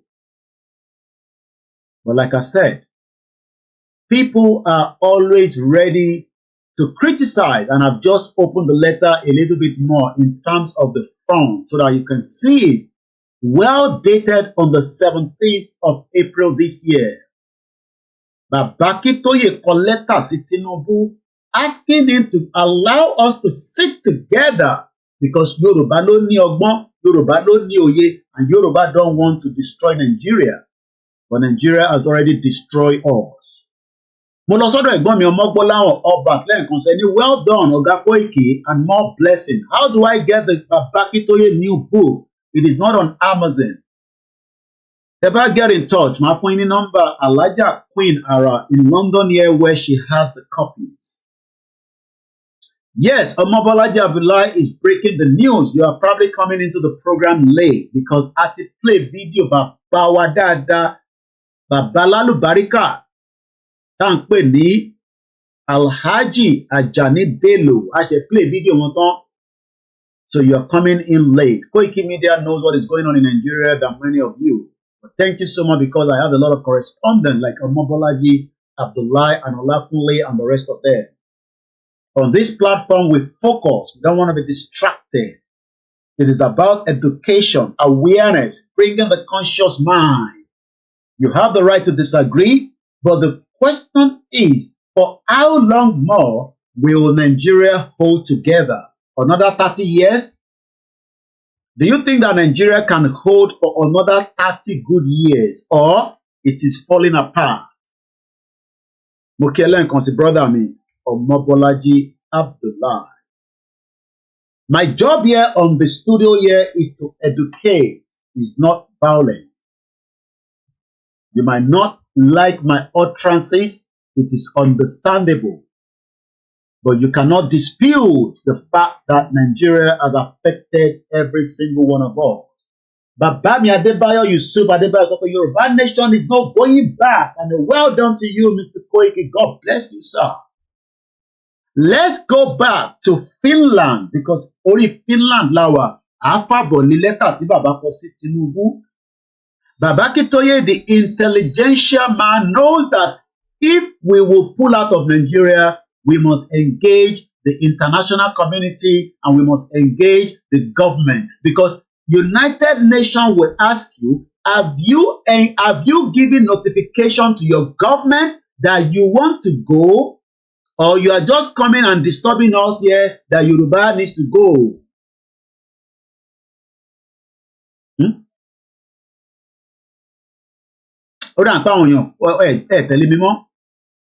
When you go to United Nations, they will ask you that, have you engaged Moki Olakunle Kabo? Ṣé ẹ ti engage ìjọba yín? Have you told your government that you would like to go out of Nigeria? Have you engaged them, or you are just disturbing? So no matter what, the bridge Biafra government in exile, BGIE, must continue to engage diplomacy. Forging alliance is one of the biggest things, and denaturalization, trade, embargo, media, more awareness, passive resistance, referendum. If you don't know the meaning of M1, that is how we leave it. Because we don't tell you what M1, because we told you that 4 years ago. You can ask in the comment section. This is coming from Waris Jinodo. Olakunle, yes, we have engaged the government times without numbers, but they kept ignoring us until we go and declare, and people will say, nya, nya, nya, nya, nya, nya, nya, no, no, no, no, no, no, no. Because when we were engaging Tinubu, you can see the letter, screenshot it. If you need a copy, go on my website, you will find it there. This letter was written about January, February, March, April. That's about almost 9 months ago. So tí Yorùbá bá lọ declare ní sí àti gbé letter lọ sọ́dọ̀ the British government. Some say, why take letter there? Do you think they will do anything? No, that is why they say Yorùbás are different. We are intelligent people. A man kọ́kọ́ prepare ká tó jà. A Yoruba will not just go and fight. You must prepare. That is the letter with Igboho there. Even myself do not know the content of that letter. Ìdí tó ṣe ń sọ pé Yorùbá ló ní ọgbọ́n, ló ní òye, so that when the Yoruba wants to declare their own, people will not say, we did not know anything that you wrote letter to Tinubu. And that is why Koiki will bring it closer to your doorstep. Because we don't, like Baba Akintoye says, we don't want to disturb the peace of Nigeria, but we need to go. So let's focus on those that have already done what they call restoration of what they believe in. They are called the Biafrans, the United States of Biafran citizens. Some say now online country. But this online country can destabilize Nigeria that would affect you and me. You might not think so, but you must prepare for so. Tó bá ní kò kún ẹ́, tó bá wá lọ kàn wọ́n kọ́. Because already, nobody can move in that axis. They don't burn you well on Monday. When they start giving that, nobody can move for another 3 days, 4 days, 5 days. Don't you think that you, where you want travel, go the other side, might be affected? How many of you can travel on air? This is why we are saying to the government that you don't run away from the situation. You need to do what they call engagement. Carve out them out of Nigeria, and the rest of us will still remain in Nigeria until the next country wants to pull out. That is why we have borders. That is why the map of Nigeria is well structured that gives us the River Niger. Nobody wants any war, but it seems that Tinubu is calling for one if he does not engage.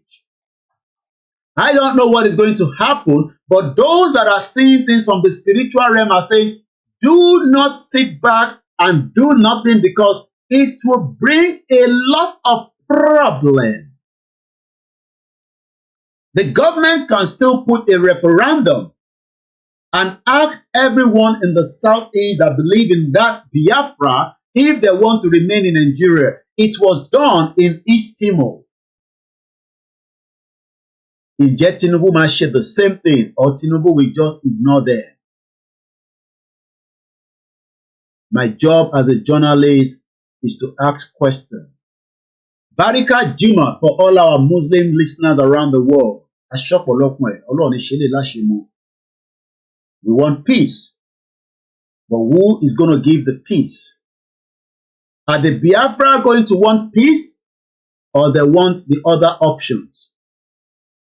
Peace is always the best thing on the round table, because even if you go and fight and kill each other, you will still end up on the round table. Why not let us sort it out on the round table and stop the shooting and the killings? But if you are one of those that say nothing will happen, Tinubu will do whatever needs to be done to protect the integrity and the territorial ground of Nigeria. United States of America said the same thing with the Vietnamese. So let's learn more from how Finland gained their independence. That is where we are right now.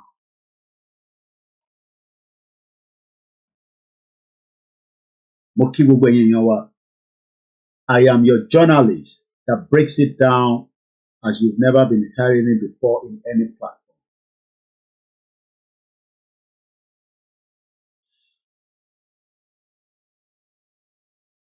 Hey, not this place. You get banned for putting that nonsense to say nobody. Okay, sorry, I'm mixing it up. No verse. I think say somebody won, because we have people that come here and they want to come and torowo. We don't want anybody to torowo here. So sorry, blessing. Olaide Oluwatoyin. I think I was mixing your write-up. No, yeah, you're right. I wasn't mixing it up. You're coming to beg for money. No, not on this platform. So if you lie, make God not even judge you. That's your own bloody problem. Take you out of the platform. Don't come here and come and beg for money. No. If you're hungry, go and do whatever needs to be done with your leaders. So, not on my platform. Don't come and put that nonsense here. Idiots. Go and ask your government for money.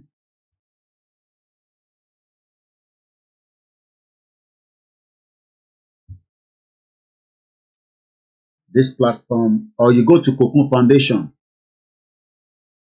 Fẹ́mi Adéyẹmí sọ pé ẹ̀gbọ́n mi èmi ń dáná níbí báyìí tèmi mẹ́ mo dẹ̀ ń gbádùn ayé mi. Cooking and enjoying the broadcast. Ṣáà má jẹ́ kó ń jẹ́ jóná. May Nigeria never happen to me.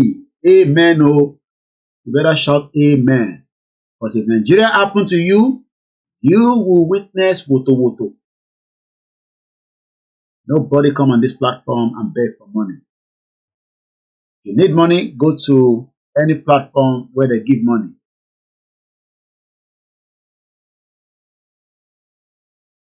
So as we continue, we want to go back to Finland, because Finland is celebrating their independence today. Very unique, very important. And that is why we are touching on Finland. I think I should first see if I can find a video. How did Finland gain independence? A brief history. December 6, 1917, Finland gained independence from Russia The Biafra have gained their independence. Like it, hate it, dislodge it, whatever, it is now up to them to defend it. It is up to them to defend it.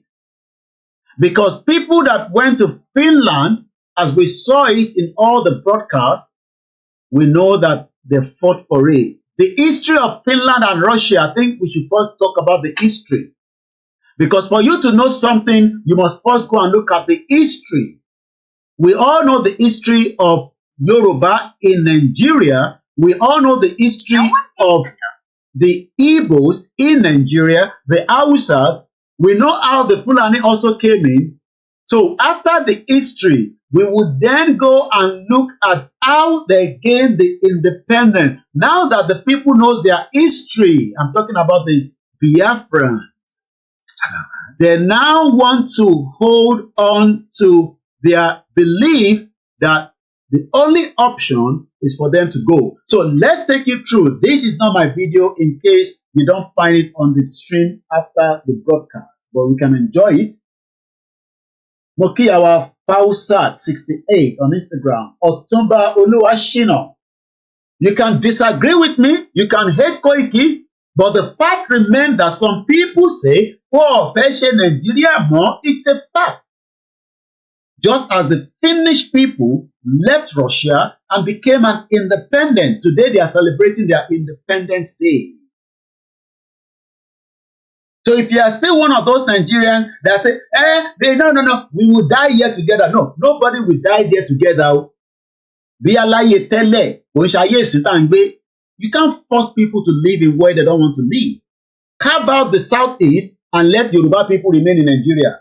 Let Hausa remain. And if you want to travel through that route, look, if I still don't have a British passport, as an example, and I want to go to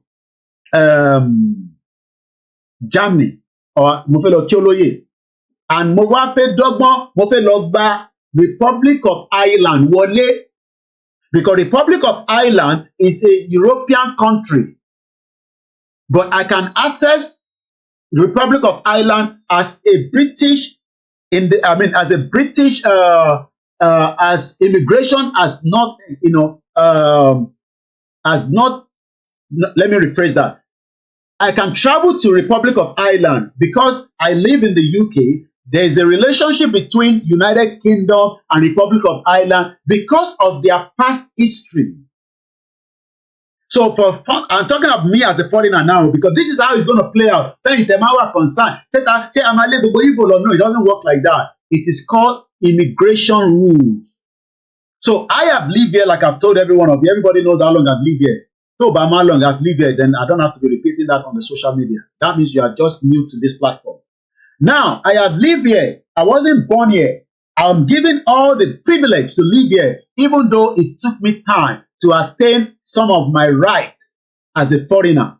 Now, the fact that I have lived in the system called the United Kingdom, I now want to use the privilege that I live here. I have been given the right to live here. There's two different rights. Your visa doesn't give you the right to work. To ban ṣiṣẹ́ pẹ̀lú visa, be prepared to be taken to prison, and after your prison to be deported back to Nigeria, because your visa does not give you the right to work. I am given the right to work because that is my entitlement that I fought for using the immigration rules. So if you are one of those that say you will just come here, so I am just trying to explain now that mo wá fẹ́ lọ sí Germany, mo fẹ́ lọ kí bàámi olóyè Ìgbòho. Mo fẹ́ lọ sí France, mo fẹ́ lọ kí bàbá Bàkáì, mo fẹ́ lọ kí ẹ̀gbọ́n mi ní Belgium. Mo wá fẹ́ fi ọ̀nà kan lọ síbẹ̀ nítorí pé ọ̀nà yẹn mo rí loophole níbẹ̀.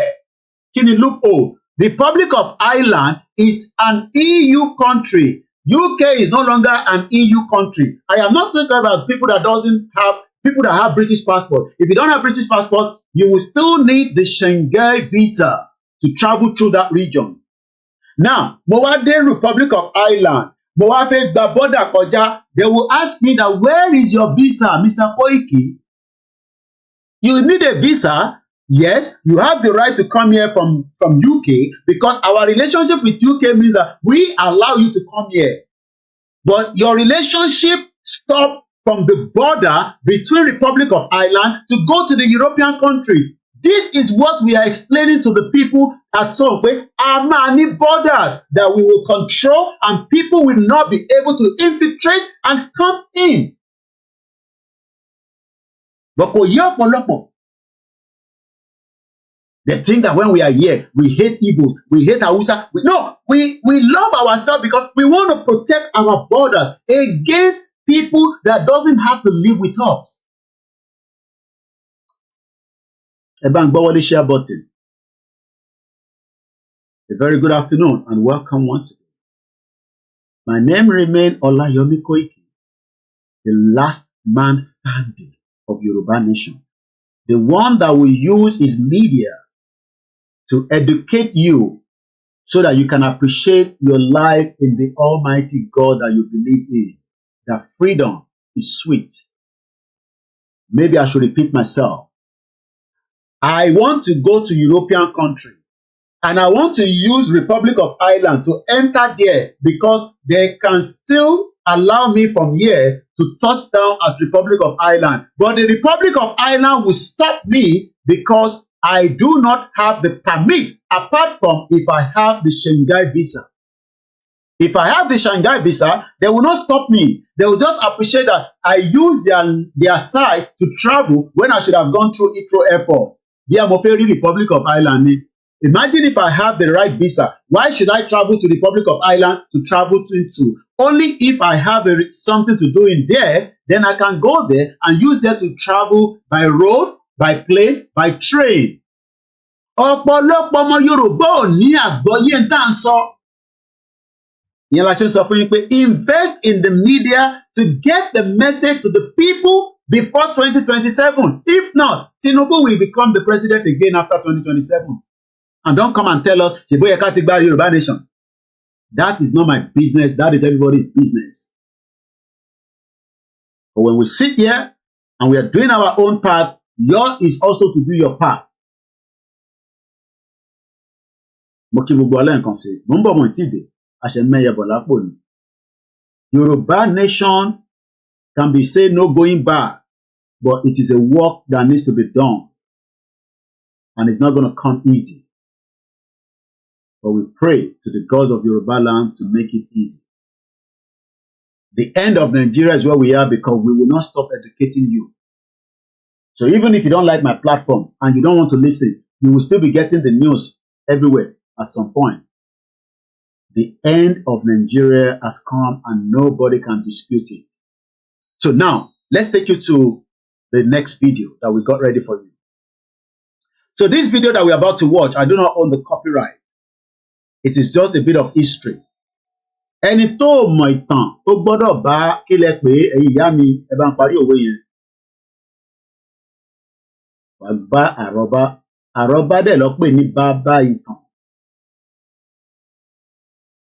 Mo kí gbogbo èèyàn wa. Adéfẹ́mi ó ní Nigeria completely finished. Ìyẹn tàbí finished pẹ́. Nigeria expires in 2014. So what everybody is doing now is just mago and fraud. And that is the biggest crime against humanity. If everybody knows the end of Nigeria has already been done and nothing can bring it back. Nigeria expired and we should allow it to go without bloodshed. Ben, hey, yadada, báwo lọjà lénìí? Èló ni báàgì ráìsì báyìí? Ṣé kò tí ì lọ sókè púpọ̀? Ẹ bá ń kí gbogbo àwọn èèyàn wa ní ọjà Òyìngbò, Òyìngbò. Pẹ́pẹ́pẹ́ ó dà pé èèyàn kan ló kọrin yẹn ní àwọn ọmọ olórin yẹn. Mo kí ìyá wa ọmọ Bọ́láńlé Sàká. Ẹ jẹ́ ká gbọ́ ìtàn díẹ̀ nípa history of Finland pẹ̀lú Russia. Let's watch. It's about 12 minutes. We might not use everything. Just get it a little bit out of it. Then we come back into the broadcast. Mo kí bàbá wa Ayọ̀mí Òyìnbó Aláṣọ. Mo kí gbogbo ẹ̀yin tẹ́ ń bẹ ní Ìdúmọ̀tà, ẹ̀yin tẹ́ ń bẹ ní Mushin, ẹ̀yin tẹ́ ń bẹ ní Yaba, gbogbo ẹ̀yin ìyá wa lọ́jà ní ọjà Òyìngbò. Mo kí yín o. My 12 market táwọn náà ní Òyìngbò. Ẹ̀ràn kémi ti kúrò ní ti pẹ́. Mo kí ní gbogbo Ìkòròdú, Lagos Island, Mainland, Surulere, mo kí ní Àlímọ̀ṣọ́, mo kí ní òkè Òyìngbò ní my area from Èbúté Mẹ́ta, okay, mo kí ní Agége, ẹ bá ń kí Sanwó-Olú o, ẹ bá ń kí Ambode Lẹ́pẹ́, mo kí ẹ̀yin tẹ́ ń bẹ ní Ọ̀yọ́, ẹ̀yin tẹ́ ń bẹ ní Ọ̀ṣun, gbogbo Òkè Ògùn, mo kí ní ìlú Ìgbòho, mo mà kí ní ìlú Èkìtì, níbi tí Afẹ́ Babalọ́lá àti Délé Fárótìmí tọ́jọ́ ń pò nǹkan, mo kí ẹ̀yin tí ẹ̀ ń bẹ ní Ondo State lọ́dọ̀ bàbá wa Ìbà Gani Adams, okay, Èbúté Mẹ́ta ló wà, lóyìnbó wà. Èwo ni my 12, níbo ni my 12 wà? Ṣé my 12 ló ń lọ sọ́nà pé mi ò mọ̀bì kankan náà kó ṣàánú wa àti kúrò létí pẹ́. Okay, mainland ní Òyìnbó wà, Èbúté Mẹ́ta, my 12 yẹn kọ́, rán kí bẹ́ẹ̀ làwọn mọ́là máa ń kó ata wá. My 12. Mo kí gbogbo ẹ̀yin ìyá lọ́jà. Nǹkan wá wọ́n gógógógógógó ni bójú ẹja. Olódò ràpàtà, ojú ẹja ló mọ̀ ọ́ jẹ, wíkì. And they all come and demoralize ọmọ yẹn dẹ̀ máa di olódò tó máa fi ṣe tán ní school. Yìí tó máa sọ fún pé àwọn school yìí dáa. Ní ọ̀bá kàwé nílùú òyìnbó, wọ́n pèèyàn lólódò. Tó bá fèèlì wá ní o pass. Wọ́n mọ̀ pé o fèèlò, wọ́n ní o pass ni.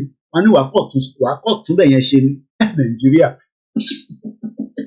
Àìmọye àwọn tó repeat tó wọ́n jápa kúrò ní school yẹn, wọ́n lọ sí school míì torí intimidation àti bully. Wọ́n ti fìyà jẹ wá. Olódò ràpàtà, ojú ẹja ló mọ̀ ọ́ jẹ, wíkì. Agric market, wọ́n kí wa ọmọ kí yín náà. Olódò ràpàtà, ojú ẹja ló mọ̀ ọ́ jẹ, wíkì. Mo kí brother mi jàre, Yorùbá real, ní bàjẹ́ fún ẹ. Now let's watch and listen. Ẹ má bínú pé mo ń jẹ data yẹn tẹ́ wà lé. And I think we're gonna do 3 hours. Iṣẹ́ ń wo programming. We're 2 hours in. Ẹ bá fẹ́ call, the line is open. Adéwuyì Adéṣọlá ní Nigeria is completely finished. Òyìnbó pọ̀jù. Yorùbá nation now. No going back. Bẹ́ẹ̀ni. Ẹ bá ń gbọ́ wọlé share button. Mo kẹ́yìn tèmi lórí MixLR. Okay, Ọlámídé ló kọ́ Òyìnbó. Èkó, ó dàgbé wà tí wọ́n campaign fún Sanwó-Olú nìyẹn lọ́lọ́kọ̀ Òyìnbó yẹn. Mo kí ẹ jàre Ọmọbọ́lájà Abdullahi. Ó yá ẹja sáré lọ gbọ́ díẹ̀ nípa history.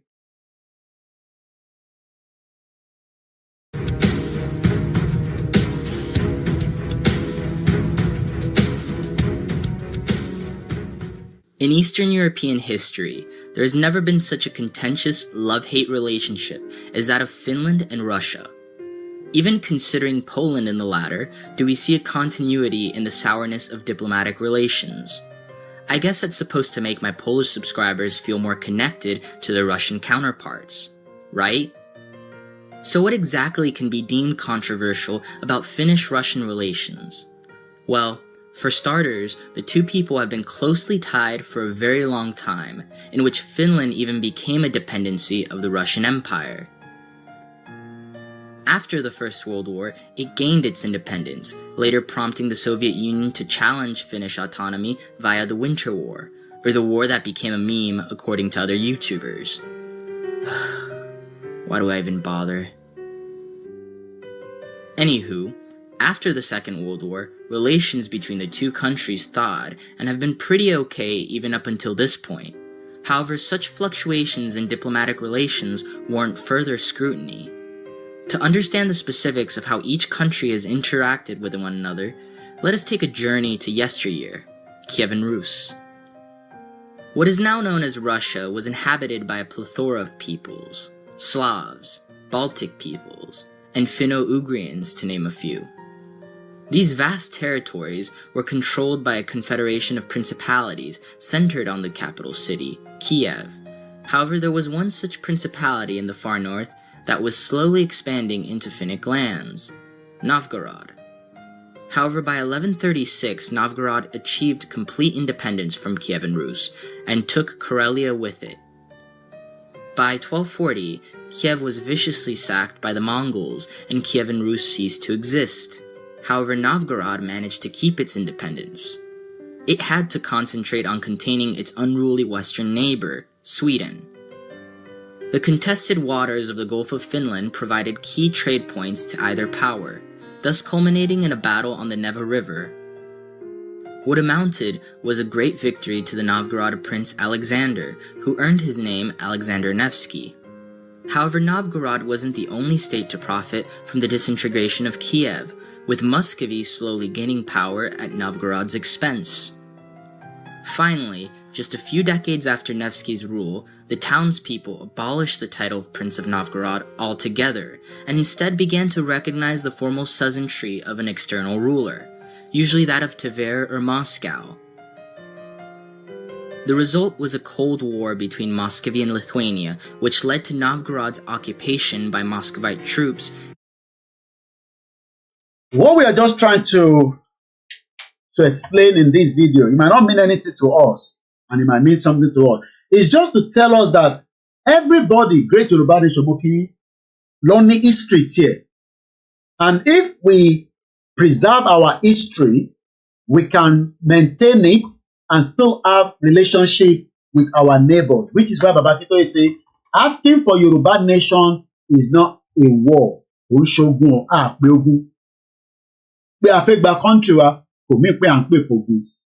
are just asking for the nation. We are not asking for war. Because some people will say, hey, but Yoruba nation Biafra. So let's watch the next video quickly as well, and then we'll come back. This is how did Finland gain independence? This video was 2 years ago. It's about 24 minutes again. But English love so finish. SMR 82. Hey, how you doing? In today's video, we bedroom voice, right? Professor Lindsay and Nicola Badello. Ìyẹn dẹ̀ ń sọ̀rọ̀ bẹ́ẹ̀ tó wọn àti èèyàn kan jẹ́ wà nínú yàrá tó ń ṣe jìgìjìgì. Bẹ́ẹ̀ bóyá ń sọ̀rọ̀. Ntẹ́mi gan sọ gan níbí báyìí gan. Kákọ̀ gbọ́n kankan jọ ẹlòmíì tábà tí play video tó jẹ́ táwọn olóyìnbó dé yìí. Bẹ́ẹ̀ ń sọ̀rọ̀ bí ẹni tó wọn àti èèyàn kan jẹ́ wà nínú yàrá. Ẹ jẹ́ kí n lọ wá fídíò mi jà mí tẹ ìgbádùn bó ṣe ń fi sọ̀rọ̀. Bẹ́ẹ̀ bóyá ń sọ̀rọ̀ bẹ́ẹ̀ tó wọn àti èèyàn kan ń ṣe pókìpókì nínú yàrá. Bẹ́ẹ̀ bóyá ń sọ̀rọ̀. Ẹ lọ wá fídíò mi jà mí. If otherwise, màá lọ kà ní right up. So kò ń ṣe dandan ká wo fídíò. Ẹ ń sọ̀rọ̀ pẹ̀lú bedroom voice. Professor Lindsay yẹn ni àbá gbádùn òun ló ń mọ bó ṣe ń ṣe presentation yẹn dáadáa. Ok, ẹ jẹ́ ká wọlé road to independence. Finland in let's hope pé English lè sọ road to independence. Finland was ẹni bí lè ṣe sọ̀rọ̀ nísìn abẹ́rẹ́ bó voice lè ṣe jáde àbọ̀rákùnrin àbúrò náà rí pé bọ̀bọ̀ tó sọ̀rọ̀ lẹ́ẹ̀kan sọ̀rọ̀ bẹ́ẹ̀ tí wọ́n àtọ́ obìnrin kan wà ní yàrá. If we listen to that man's voice, òun máa gbé wa lọ ní. Ọlọ́mọdé kó lè máa tó wá sùn lórí broadcast. The way he was speaking like somebody wey get woman for inside room. Ẹ tẹ́ wà lórí Instagram is already 1 hour again. Ó ń pẹ́. So ẹ má lọ. We will go and I'll come back. And I'll slow down before we start playing the video. Má jẹ́ kí ká jẹ́ káwọn Instagram padà. So mo kí gbogbo òyìn wa o pé a kú ti bàbá wa Àjàní Bello. Ara ń tà ń sọ nìyẹn o. Ilé ayé yìí. Àwa kọ́ la ní o. Bàbá yẹn ti lọ nísìn. Kọ́lọ́n tẹ́ wọn sáfẹ́fẹ́ rẹ o. Bọ́ ṣe máa sọ lọ́dọ̀ tí wọn torí ẹ̀sìn olúkálukú ọ̀tọ̀ọ̀tọ̀. Ìwà ní kọ́lọ́n tẹ́ wọn sáfẹ́fẹ́ rẹ lómi máa ní hùn. Bóun ṣe máa sọ́kọ́ nìyẹn. Ṣé yẹ ká gbọ́ fídíò yìí Instagram wa ti padà. Ok, èèyàn kan ń pè wá. Ìyàwó ẹni tó ń pè wá kí la gbọ́n tó fi sọ. Hello. Ẹ káàsán sá o. Hello. Ẹ káàsán sá. Hello. À ń dá yín lóhùn. Hello. À ń dá yín lóhùn sẹ́ẹ̀. Má ṣe o. Nàìjíríà ẹ̀ló bí ẹ̀mẹ́ta ọ̀gbọ́n mi èmi ń gbọ́ wọn àwọn ọ̀gbọ́n mi. Now ẹ jẹ́ ká wo fídíò yẹn jẹ́ mute mic mi mọ́lẹ̀ kó má máa ní interference.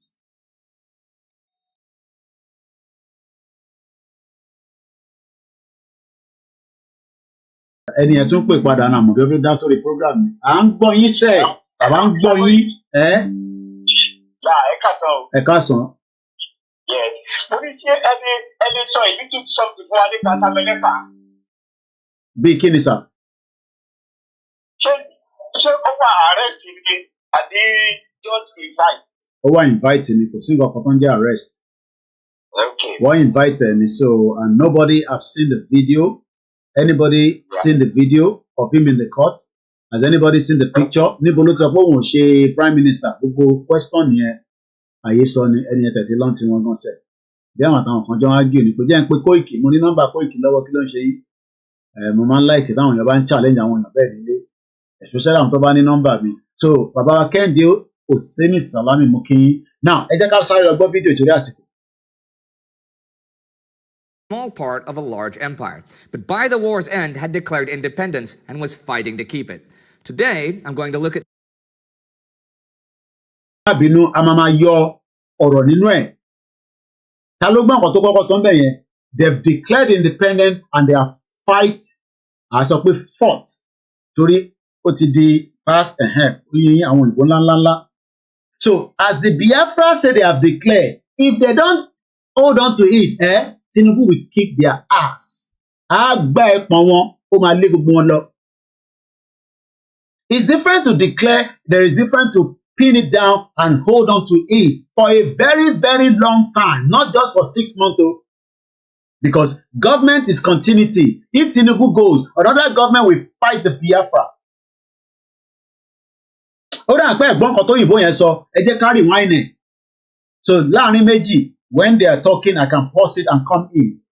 Ẹ tó bá gbọ́ náà ẹ bá mi comment ẹ̀, ẹni Ọlọ́run dání, you fight to keep it. If the United States of Biafra say, we have done convention, we have done restoration, we are happy, and they are not fighting to keep it, they are not investing, they are not putting money down, because I'm hearing that they are not doing fundraising anymore. I don't know why you.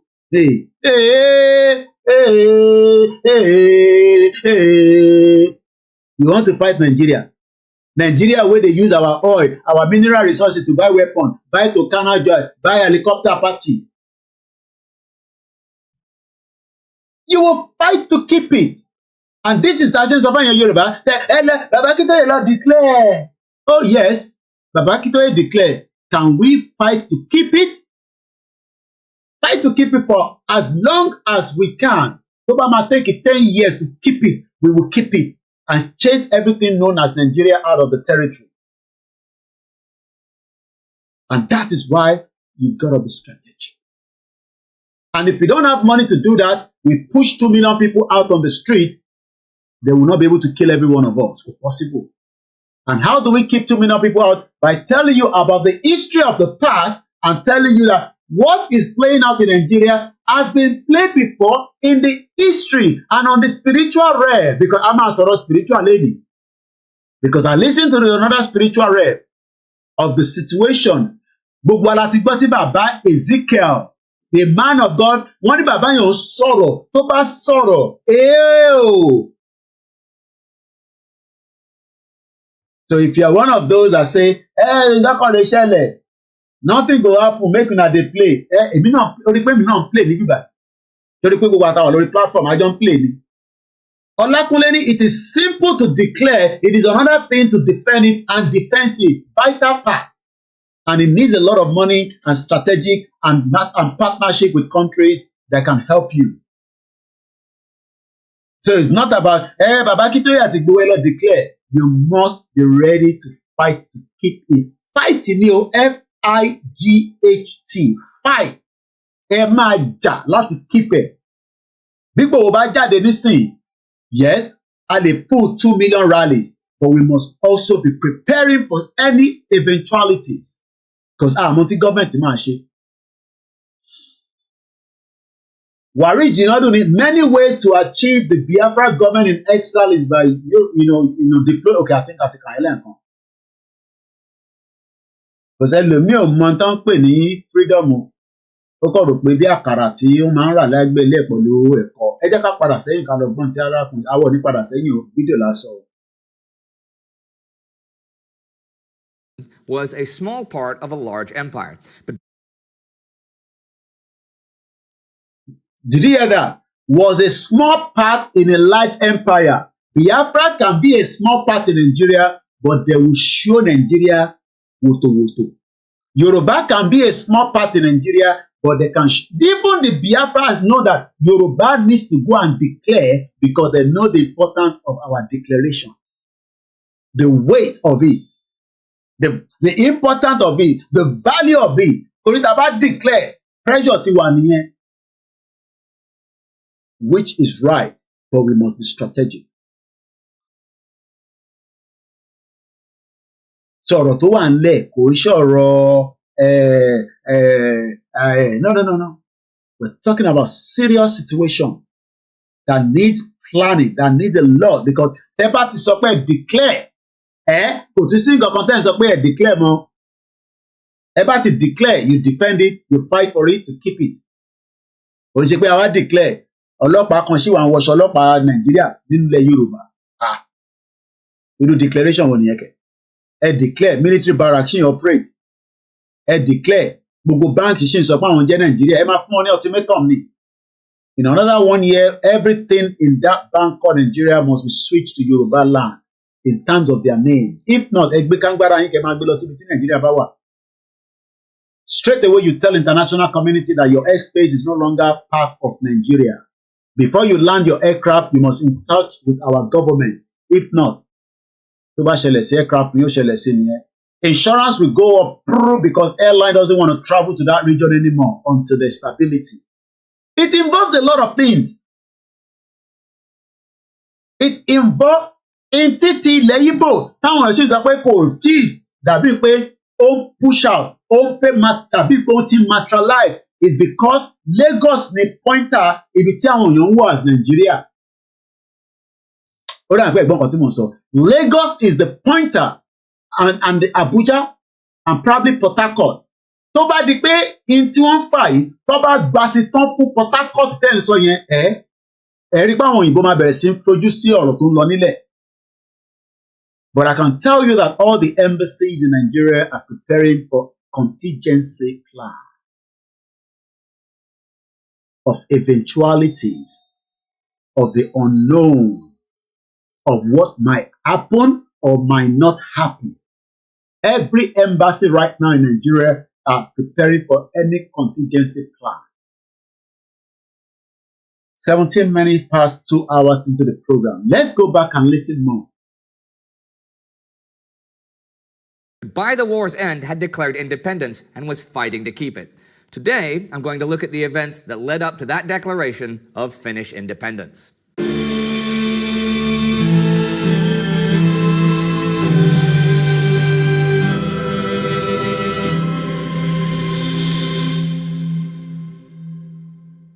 I'm Indy Nidell. Welcome to a Great War special episode about Finland and the First World War. When the war began, Finland was part of the Russian Empire and had been for over a century. It had, though, had a largely autonomous status as the Grand Duchy of Finland, with the Tsar as the Grand Duke. By the late 19th century, Finland had its own currency, legislative senate and estates general, police force, postal service, and military. But the nation was a divided one. The government elite was mostly Swedish-speaking, and there were sharp class distinctions. Also, the majority of Finns had no representation in either the Senate or the Estates General. Àtayébáyé ni wickedness ti wà. The Swedish, táwọn ṣọmọ Finland, àwọn gbádùn. Àwọn tó jẹ́ citizen wọ̀ fún wọn láyè.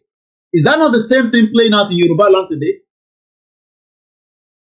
Àní bíbá láti máa kọ́ ọgbọ́n tá máa fi prepare mi wa pé a fẹ́ lọ lóòótọ́.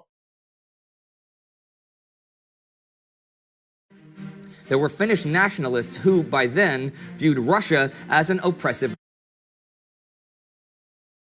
There are many Yoruba nationalists who now view Nigeria as an oppressed regime.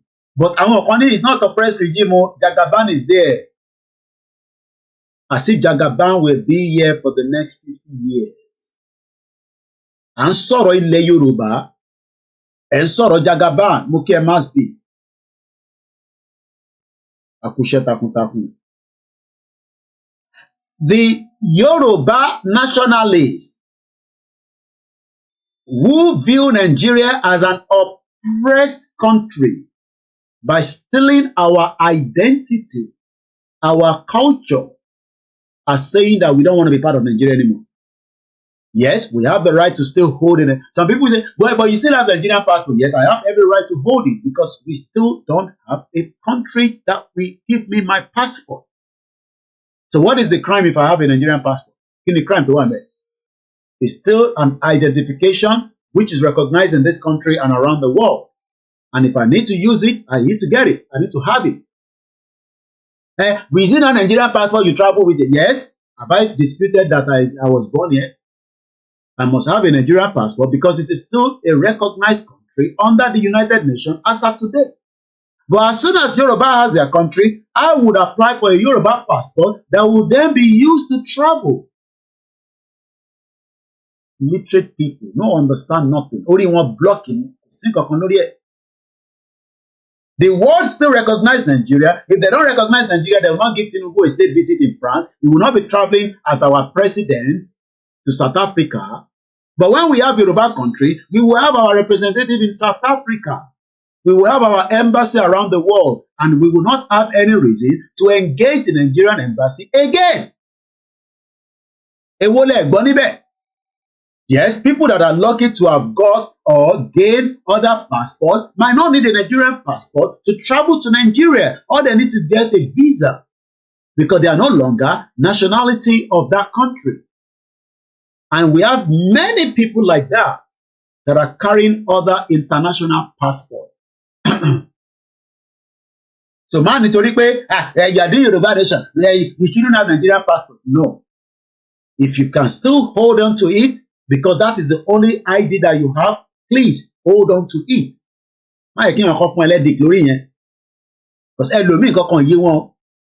And I'm talking to every one of us, including myself.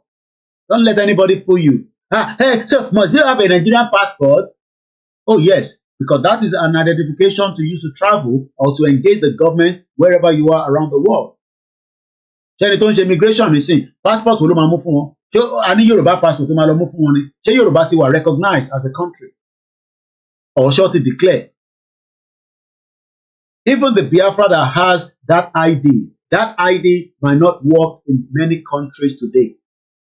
But they are just having it as readiness for the next move of their government. Because they can't take that ID to America and say, this is our Biafra ID card. Take it. Make use of it. America will look at it and say, which country is this? United States of Biafra. They will type it in. They will say on Google. But they will say it is not yet recognized. By who? This is now the Biafra citizen asking the person when they look at the ID. Say, well, it's not been recognized by America. So this ID is not valid in this country. Yes, you can have it. Doesn't mean that it's valid for you to use in America, for you to use in Finland, for you to use in Canada. This is where a lot of work needs to be done for recognition. America about to recognize the United States of Biafra, that their ID become a valid identification in America. See, Canada about to recognize one, that becomes a valid identification that can use in Canada. And it goes on and on like that to other countries. I'm sure UK will never recognize them, at least for now. But they have to work with many countries that can recognize them. And the beauty of the world is that don't think that they need any big country to start with. That is the mistake people are doing. Oh, we need them to go and talk to Australia. No, let them talk to Togo, which is closer back home, that can give them military aid. If Togo recognize them, it's a plus. If Sierra Leone recognize them, it's a plus. And this is also for our Yoruba. That is why you have to come to international platform like this and listen. Hello, declare Yoruba nation. You need nothing less than 10 countries to recognize you that same day. Latest, not less than 3 months. Ìlú mẹ́wàá gbọ́dọ̀ recognize yín pé àwọn gbà pé lóòótọ́ Yoruba is a country. With official statement from their government, not the one where somebody go right under their bedroom. But people don't understand international politics.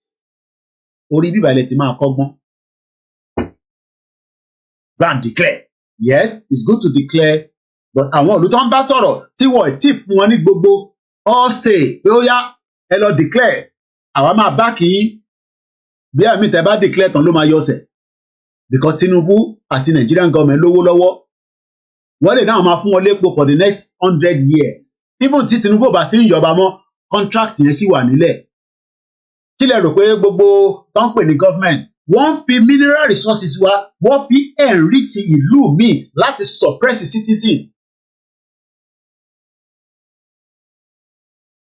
And that is why it's either we go the M1 so that a bá ti bọ́ sórí M1 tí gbogbo nǹkan máa fi ní ètò kò sẹ́ni kankan tó máa burú tó máa sórí M1 yẹn gbogbo exit point a máa block ẹ̀ kò sẹ́ni kankan tó máa exit àjọ máa wà lórí M1 yẹn àjọ máa lọ in out láàrin méjì yẹn ni o bọ̀ pé èèyàn fẹ́ yọ ó máa sá lọ yẹn a máa block ẹ̀ torí tó bá travel lórí M1 àwọn exit point wà tó bá drive after many miles gbogbo ẹ̀ la máa block kò sẹ́ni kankan tó máa exit torí ẹni tó bá exit ó lè lọ jẹ́ ọ̀dàlẹ̀ fún wa gánṣẹ́.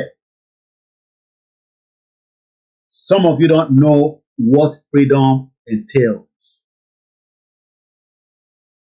So tí bàbá bá wá ń ṣe ọ̀pọ̀lọpọ̀ àwọn underground negotiation lẹ́tà tí olóyè gbé lọ ó fún wọn ní bàbá concern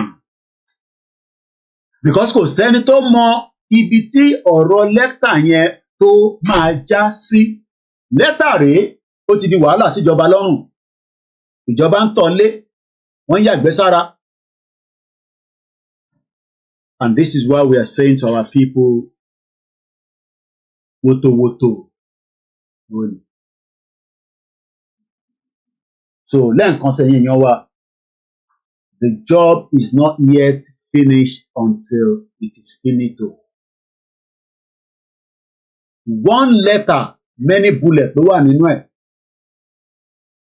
Imagine tí lẹ́tà ìbá jáde content ẹ̀ bá tó wá jáde ságbáyé but kò lè jáde torí confidential ni. Nǹkan pè ní confidential ó gbọ́dọ̀ remain confidential. Tó bá ní confidential kò ń ṣe tó máa jáde sí gbogbo àgbáyé. Ṣé jẹ́ ká padà lọ sí Finland báwo ló ṣe gba independent wọn. Wọ́n sọ̀rọ̀ nípa the Finnish nationalists. Àwọn ló ń pè ní nationalists àwọn tó wà proud of who they are. Àwa ìrànmọ́ aládé àwa là ń gẹ́ fìlà àwa là ń máa pa òwe àwa ọkọ̀ mọ̀wé pa ni.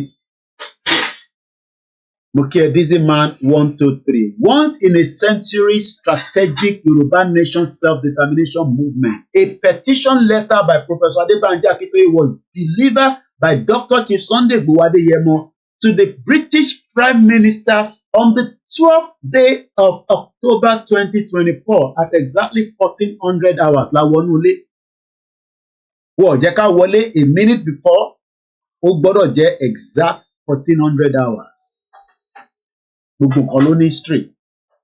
History tá à ń kà lénìí tá à ń sọ fún yín nípa Finland ní 19 ọdún tó gba independent wọn. Nígbà tó bá di ọjọ́ kan náà tí kò ní pẹ́ mọ́ àwọn kan náà á máa fi tọ̀dọ̀ tiwa náà pàtàn. Ìtàn là ń pa tàwọn kan là ń pa nísìn. Gbogbo ìtàn tá à ń pa ti Finland nísìn is just under 107 years. Kódà ẹ imagine pé tó bá yẹ pé Yorùbá ò wà embedded pẹ̀lú Nàìjíríà with 110 years ilẹ̀ Yorùbá dàbí Finland ó máa dájú Dubai lọ ó máa sùn ju UK lọ torí kò sẹ́ni tó máa wá gbé níbí báyìí. But àtàrà pé wọ́n ò fẹ́ jẹ́ kí Yorùbá ní àṣeyọrí ló ṣe kó mọ́ Nàìjíríà ní 1914 because tó bá jẹ́ pé wọ́n join ẹ̀ mọ́ Nàìjíríà ni we will be far better than Finland and we would have become 110 years Yoruba nation or Oduduwa Republic, Yoruba Kingdom. Kò ń ṣe inú Nàìjíríà tá a ṣe sọ pé ó ti expire ẹja kúrò àwọn kan tún náà kúrò because kò yé wọn. Wọ́n ní understanding ẹlòmíì kan open Instagram ó kàn open Instagram ni o Koiki kí ló ń sọ wọ́n ti ń fi Yorùbá nation kówó jẹ ibi tó yé mọ́ nìyẹn ibi tí làákàyè yé mọ́ nìyẹn. Mo kí yàrá Oluwake Oluge Idris mo kí yín sá ẹ káàbọ̀ Stephen Oparaku mo kí ẹ Jimmy Koya, good afternoon, sir. Mo kí ìyàwó mi dáadáa. Ìyàwó Oòduà. Àníṣe ìrìn àjò yìí ó nídìí ọ̀pọ̀lọpọ̀ àlàyé ṣíṣe kó lè bá penetrate wọnú medulla oblongata ẹ.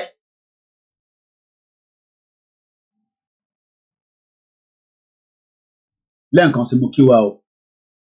Ajú wa ṣe ọpẹ́ mo kí ẹ dáadáa. Mo kí àwọn tíìmù wa. Mo kí èèyàn tiwa Kazo Studio. Mo ti rí mẹ́sẹ̀jì ẹ̀ máa ṣiṣẹ́ lé lórí láìpẹ́. Let's move further. À ń ṣe ń sọ nípa ìtàn àwọn Finland bó ṣe gba independent kúrò lára Russia, bí Russia ṣe lágbára tó, bó ṣe ní kìmí tó, gbogbo ẹ̀ dissolve ní 1980 tó ń pè ní Soviet Union. So you are now thinking that because Nigeria is where it is right now, it cannot dissolve. When Russia was as powerful as it is, it break into many multiple republics. One of them is Finland, and many of them are still right there. Muki Bale. Idris says, and I quote, Oyinbo dealt with our mental health so much. Kazo Sudoni, how are you, Koiki? Alafia Namowa, brother me. So it's different to shout Yoruba nation. It's different for you to need understanding the nitty-gritty. And that's what we do here, the nitty-gritty. No. Ariwo pẹ̀lú sense ni. Ìṣe àwọn tó lọ jókòó sórí TikTok tán ń dájọ́ náà ariwo pẹ̀lú sense. So let's move swiftly forward. Regime. But as long as Finland enjoyed its continued autonomy, most people were content with Russian rule, and the nationalist question wasn't so much about independence as it was the nature of Finland's relationship to Russia. Was it in a union with Russia? Was it a vassal state? What union do we have with Nigeria? Àjọṣepọ̀ wo ni Yorùbá ní pẹ̀lú Nigeria? That is a question the Finnish were asking, in that era, in 1918. But what is our relationship with Russia? Ṣé agbọ́ Russia ni? Ṣé ẹ̀yà kan náà ni wá ni? Are we the same? Do we love them? Oh no, Koiki, I don't marry Igbo woman. And for that reason, I don't want Yoruba nation. I don't want Igbo nation. I want us to remain in Nigeria. No, it's not. It doesn't work like that. And that is not an excuse for you. Ibi tó ti rí love ló lọ mú love ẹ wá. Kódà Yoruba people are falling in love with Buhari after he left. Let's move swiftly. Province. However, a change came when Nicholas II became Tsar of Russia in 1894. Èèyàn kan ló máa dìde, èèyàn kan ló máa takú, tó máa sọ pé no.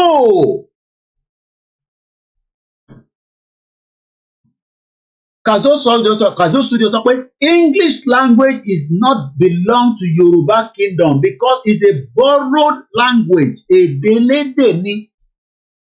Nicholas yìí dé ní 1868. Ó ní ìrìn àjò àwa àti Russia a máa end there, and Finland became independent, and they are celebrating independence today 107 years later. Bàbá Akintoye dìde.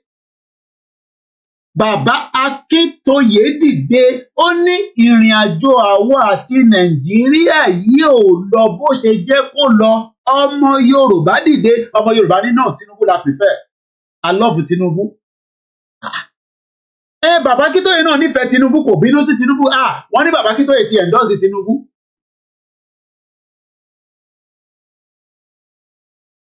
Ẹlòmíì kò ní understanding kankan, but kò fẹ́ gbà òtítọ́ torí wọ́n ní òtítọ́ korò. I know many diaspora nísìn tó ń gbé ní abroad. Tó bá ní kọ́kọ́ ṣeré lọ sí Finland, á sáré lọ torí ó ní British passport. Ó ti gbàgbé pé ìyà kan táwọn kan ń jẹ làwa náà fẹ́ gbàyà. A fẹ́ kọ ìyà yẹn, a dẹ̀ máa kọ̀ lágbára Jésù Kristi ní gbogbo ibi tó ti kí útúbà ní gbogbo àgbáyé lénìí. Bẹ́ẹ̀ fẹ́ bẹ́ẹ̀ kọ̀. a máa ṣe nítorí ẹ̀ka ṣe mú bọ̀.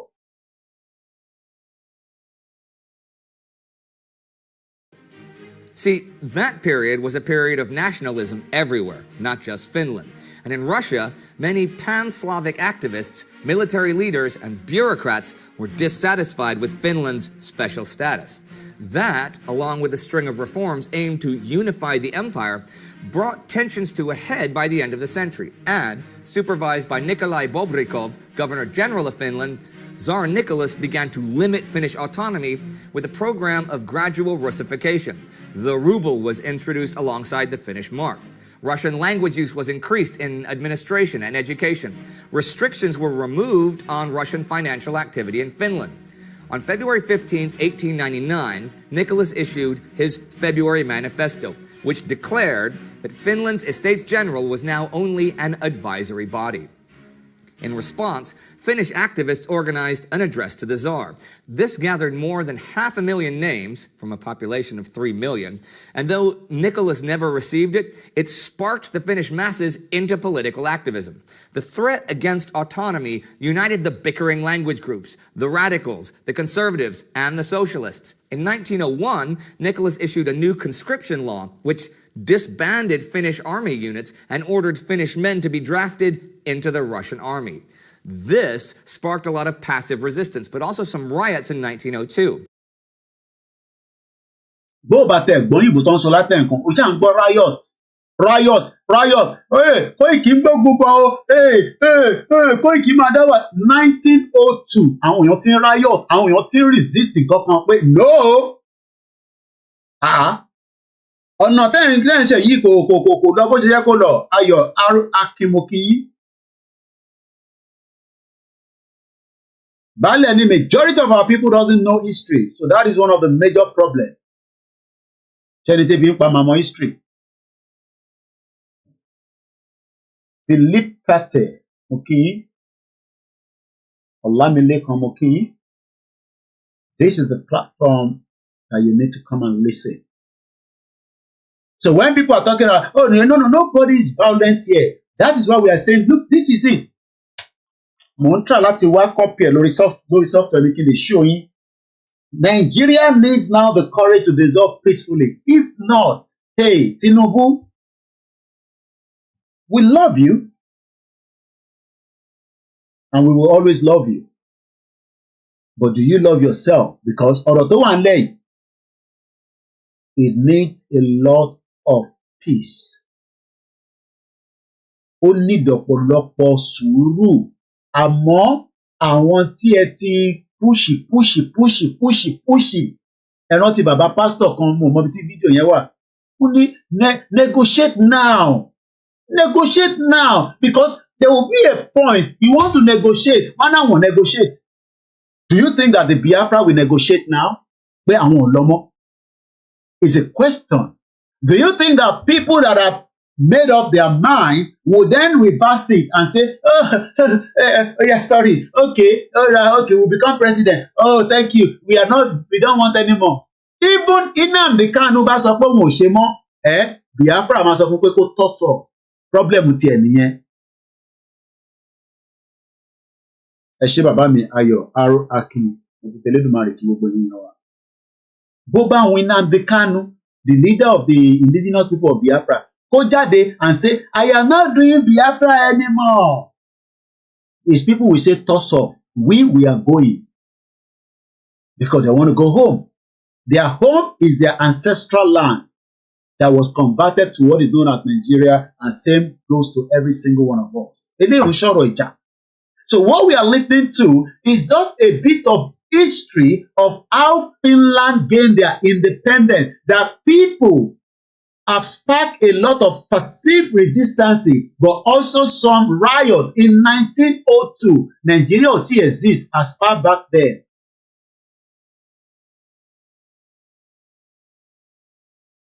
Or the history without library, history without history, teacher or school, twisted history. Today, history is without electronics. Kaso Studio sọ pé we as Yoruba Kingdom is like operating system since the creator have input inside our body as Yoruba language. Lukman Kalen now, Muki, very good afternoon. Let's go back and listen more. You're still on KOIKIMEDIA Network. In response to that, Bobrikov received dictatorial powers in 1903. He was murdered in 1904, though, the most famous political murder in Finnish history, and his killer, Eugen Schauman, became a national hero.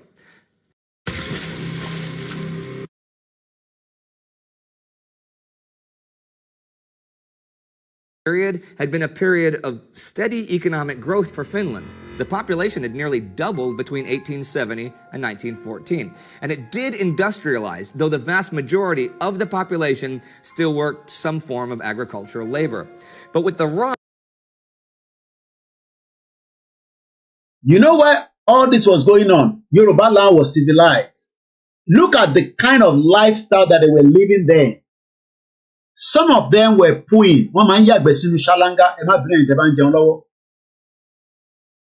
Even in the UK, one wine in Taloti man yagbe. Báwo náà ṣe wá ń rí nísìnyí pé báwo làwọn èèyàn ṣe ń yàgbẹ́ níta àwa tá wà civilized. Báwo làwọn èèyàn ṣe ní toilet. Bàbá kan lọ yàgbẹ́ ní bíi 2 years ago. Bí ejò àbí kankan lọ́nà gèjẹ nídìí. People that are civilized are now becoming people that are not civilized anymore. How? Where? We are 20 minutes out of the program. Mukibabawa Ade Odundada. Rise of industrial capitalism came a workers' movement, and the Social Democratic Party, SDP, formed in 1899 and advocated for wider political representation and class warfare. In 1905, after Russia's loss in the Russo-Japanese War, a series of strikes sprang up all over the empire, and a Finnish general strike was called, very nationalistic in nature. Class divides were a major issue, and when the right-wing Finnish government thought it might lose authority, it funded the founding of a National Guard. Do you know the meaning of National Guard? You don't equip people with weapons. People will get weapons will massacre every one of you. Thank you so much, Mr. Idris. They started funding. Did you hear the word funding or founded? Well, it might lose authority. It funded the founding of the National Guard. Ṣé ẹ̀yin Yorùbá, ṣé ní warrior? Ṣé ẹ̀yin dáwọ́ warrior? Ṣé ẹ̀yin dáwọ́ sí ní tí wọ́n pè ní warrior? Ẹ mọ̀ tán pè warrior. One AK-47 is about 500 pounds. Tó bá ń ṣe, ó máa jù bẹ́ẹ̀ lọ. Jimoh Razak, Yoruba Nation not going back.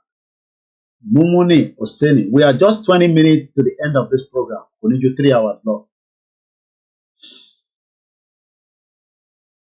Philip Carter say, ẹ kú ètò bàbá mi White Lion. Ilé gbóná ní Nàìjíríà. It remains small láti rú sókè. Àwọn tó ní ọpọlọ nìyẹn. You know when something is cooking, it's cooking. You do not go and check it. You left it there. After it has cooked, it start drying. The pot start becoming hot. You don't go and check it. Hey, there is fire on the mountain. Run. President Tinubu, please speak and dialogue now. I just wanted to be on record that I came out and told him to please dialogue now. Let's leave the video. So let me give you my full face because if you want to watch the video, go on YouTube after the program. Let's come back to the program. President Bola Ahmed Tinubu, please dialogue now. It is the only way and the option. Hello, caller. Hello. Hello, good day from your own side. Hello, who is on the line? is one of the Biafra from Nigeria. Go ahead. Let's hear you briefly. Okay. Please, I want to buy Nigerian Bitcoin. Bitcoin. You have to go and visit your government website where you'll be able to find all the information. Please, can you send me the information on my WhatsApp so that I can follow the link? All right, I'll do so after the program. Thank you. All right. These are people that wants to key into their government. The Biafra needs a lot of work to do. And this is what doesn't surprise you. Hey, declare. You go and declare. People you know you elect doesn't even know you have declared. Everybody must then know that declaration has happened. So the Biafra has a lot of work to do.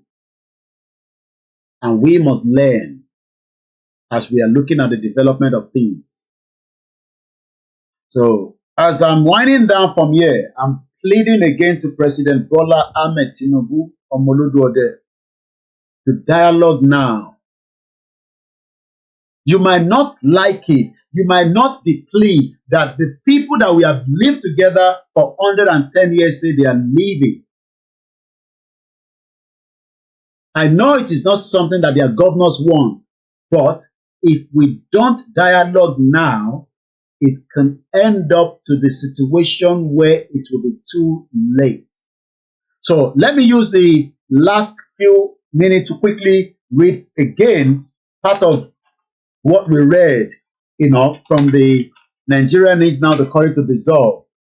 Sorry, I don't have the screen to show you. I'll probably find it and then I can show you some other time. So I'm just going to pick from somewhere. By doing these things, the British essentially placed a death sentence on Nigeria. The Fulani were one of the Nigeria's smallest peoples, only about 6 million in the northern region, where a non-indigenous people had no homeland in Nigeria or anywhere, were part of the Fulani people that were scattered all over the West Africa, consisted mostly of nomadic cattle herders, were the least educated people in Nigeria and the least delirious of modern education, and were the least capable of leading a modern country along modern lines. Lacking an understanding of the nature of a modern country, the Fulani decided immediately at independence that they were meant to be the new colonial overlords of Nigeria. Nigeria's sad journey tours began through endless falsifications and manipulations of political process, falsification of census, destruction of the federation through centralization, all power and resources control, destruction of regional and local initiatives in economic attempts to suppress Western education, prohibition of the teaching of history in Nigerian schools, to rob the indigenous peoples the knowledge of their history, rancor and acrimony, bluntly rig and violently protest elections, inter-people conflict, pogroms, civil war, religious violence.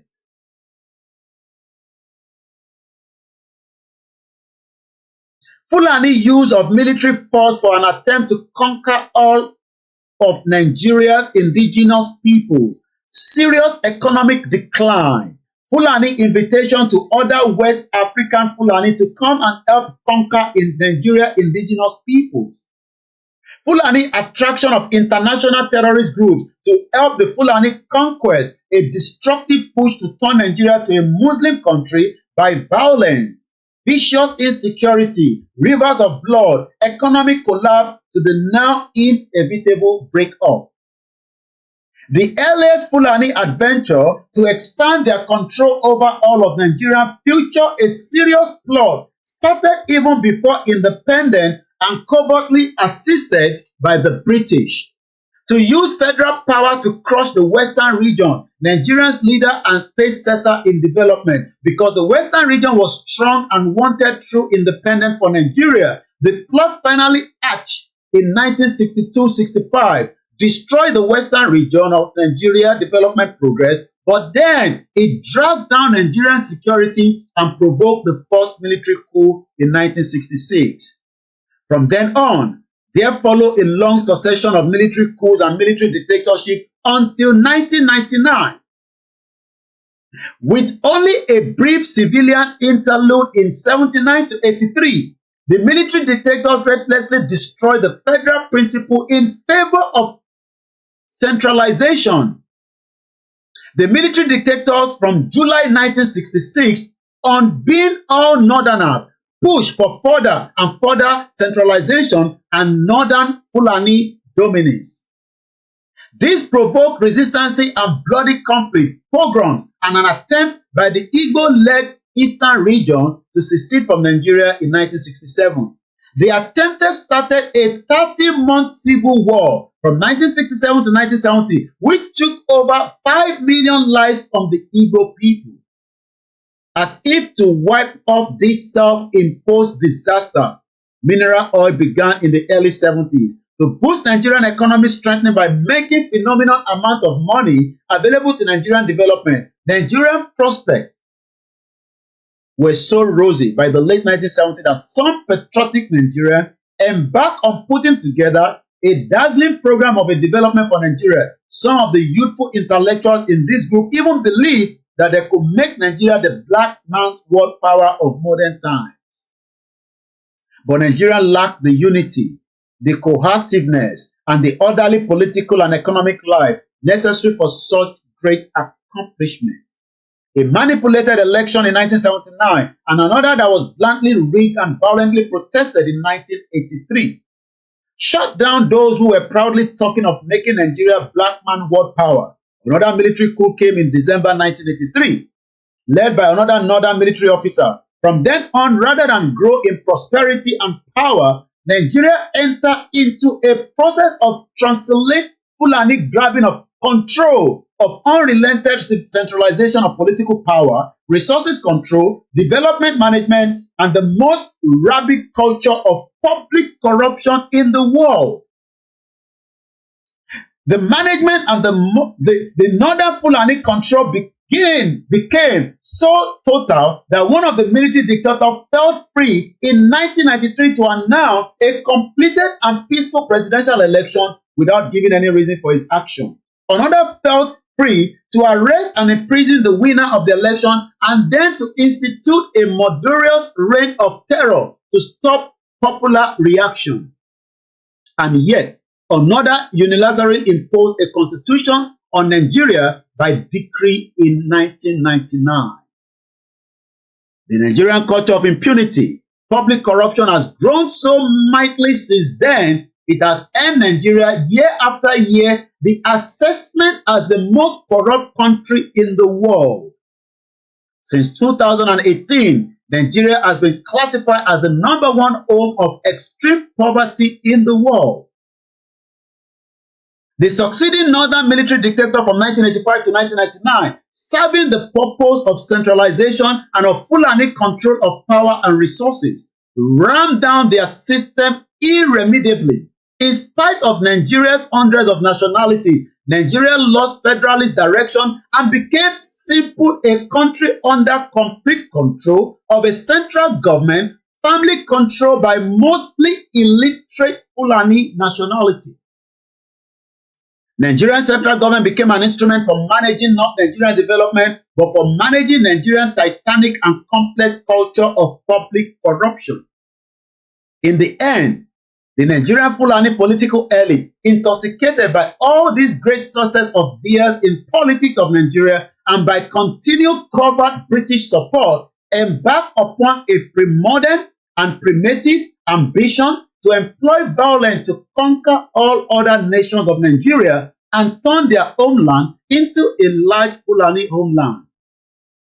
The outside world, lacking an understanding of this bizarre political turn in Nigeria, wrongly saw it as a development arising simply from climate change, from the coming of the prolonged drought in the West African Sahel and Sudan from the 90s.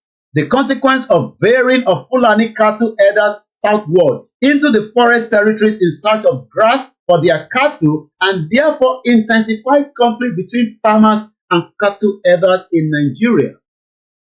But this is not the true explanation of what has been happening in Nigeria. The drought did not force cattle herders to belt south in all countries of West Africa, but what happened in Nigeria did not happen in any other country of West Africa. What happened in Nigeria is that, to repeat the small Fulani political elite, enormous embodying by their great success in the politics of Nigeria, by the continued British covert support, decided to turn the masses of distressed Fulani cattle herders into a mass army, conquering the homeland of all the peoples of Nigeria, a Fulani homeland. As soon as the Fulani leader, Muhammadu Buhari, was elected in 2015, the Fulani seriously commenced their plan to conquest of Nigeria. For the next 8 years under President Buhari, Fulani cattle herders and militia, indoctrinating with their message that Allah had given the whole of Nigeria to the Fulani for Fulani homeland, and heavily armed with sophisticated modern weapons, mostly AK-47 rifles, spread all over the south and middle belt of Nigeria, destroying or burning farms, farmsteads, and villages, uprooting and destroying root crops, burning the tree crops, killing farmers, farmers' wives, children, wiping out the inhabitants of a whole villages, raping and killing women, killing children on their way to and from school. For the kidnap, can all this happen in America and UK and Canada and France and Germany? Is a question. President Muhammadu Buhari administration never said a word against this Fulani outrage, and the federal agent, police, military, secret service mostly ignored the widespread cries of agony and death. It inevitably became obvious to all harassed Nigerians that the government had ordered its employees not to interfere with the Fulani killers and destroyers, and that Buhari's presidency was covertly assisting the Fulani conquest. There is no official estimate of Nigerians killed by the Fulani in Buhari's years because the government had no interest in such. But according to an unofficial estimate, as many as 29,000 Yoruba people were killed in the Yoruba homeland. Mostly Yoruba farmers have abandoned their farming altogether, and traditional Yoruba agriculture economy has been destroyed. As President Tinubu was being sworn in May 29, 2023 to succeed President Buhari, greatly confident armies of Fulani destroyers and killers were waiting for him. They were sitting on the enormous amount of Nigerians' money. And I have evidence to back what Akintoye said there quickly, before we wind it down. Everything I've said here has what we call a backing from those that spoke to the Fulani criminals that are committing all these atrocities and crime. But many Yoruba people still say it cannot happen. And I keep wondering how. Listen to this. Which is it for you, Dr. Obadiah? Do you think the government is unwilling or unable to protect the people of Southern Kaduna? In fact, it is not only unable, it is unwilling, and we have good reason to feel that they are part and parcel of the killers. Let me make some revelations to you. That's a very big allegation, Dr. Obadiah. The government is part and parcel of the killers. Yes. That's big. Yes. Yeah. Okay, how would the government just say, oh, it is revenge killing and so on? Then you leave it there. Oh, because it is revenge killing and so on and so forth. The body language of this administration, the body language of the state government shows clearly that they have a hand in the killings. No doubt about it. Because, you see, General Abacha, and people don't give him his due. Do you think you would have tolerated such nonsense? And let me make some revelations, because some of us also have our own intelligence networks. Okay. Have met with some of the bandits. We have met with some of their high commanders. One or two who have repented. They have sat down with us, not once, not twice. They told us that one of the northern governors is the commander of Boko Haram in Nigeria. Boko Haram and the bandits are one and the same thing. They have a sophisticated network.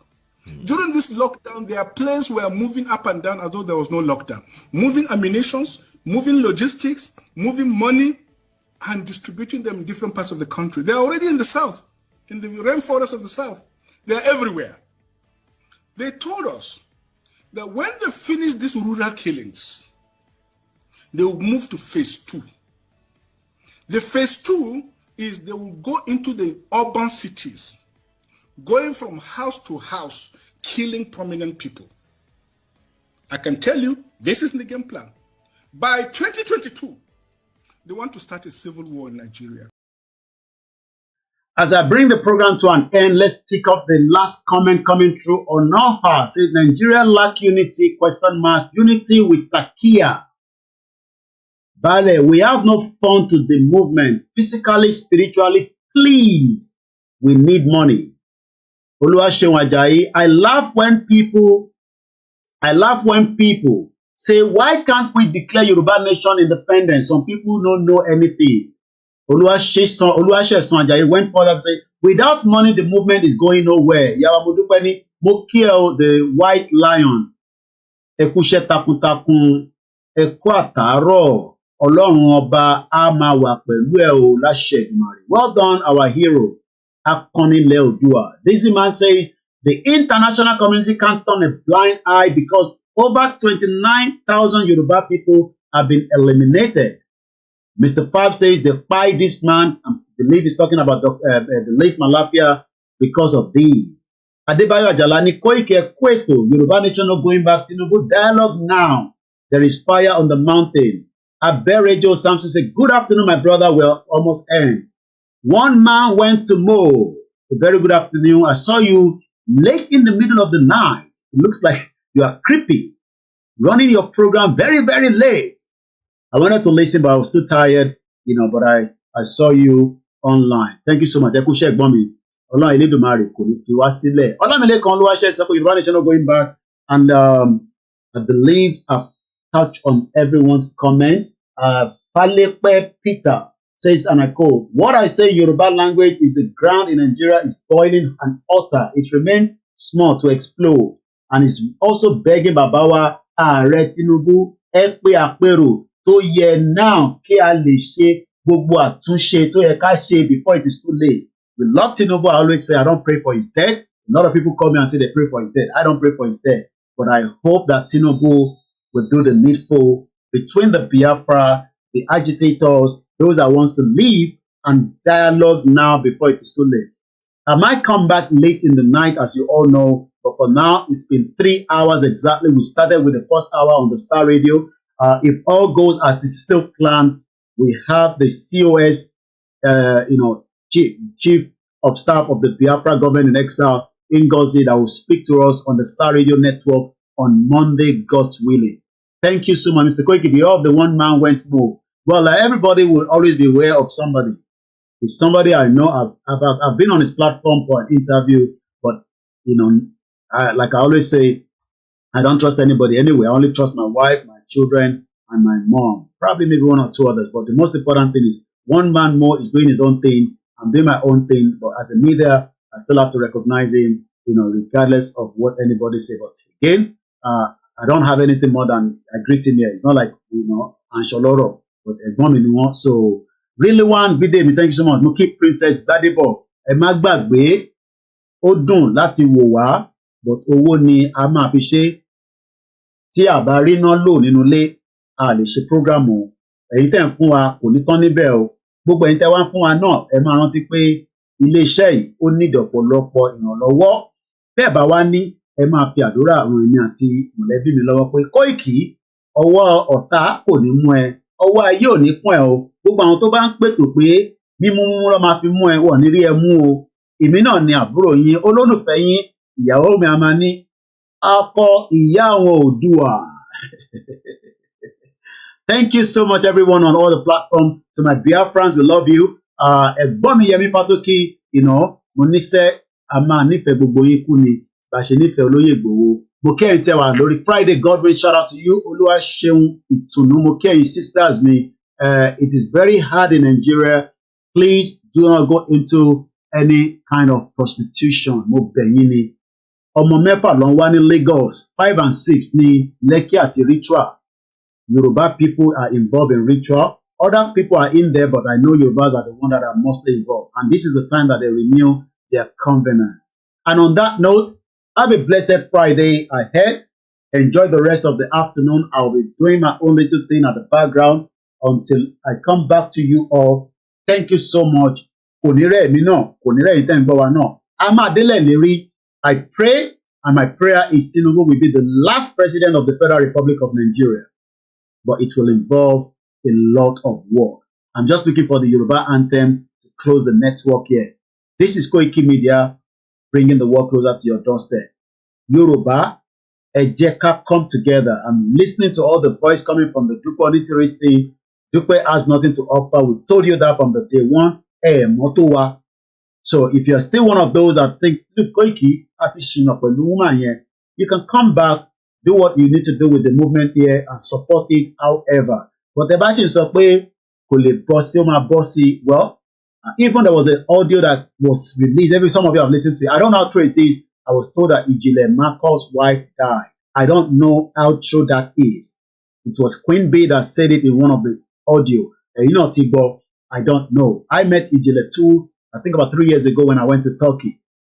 Well, if they are still supporting Dupe Onitiri, they are wasting their time and their effort because Dupe Onitiri has nothing to offer, and it is also shameful that many diaspora are still buying into the nonsense that she's talking about. Oh, to declare, Ọlọ́run ti gba Nigeria kúrò lọ́wọ́ Nigeria, ó ti wà lọ́wọ́ òun nísìn, òun lọ́lọ́run rán, all those nonsense talk.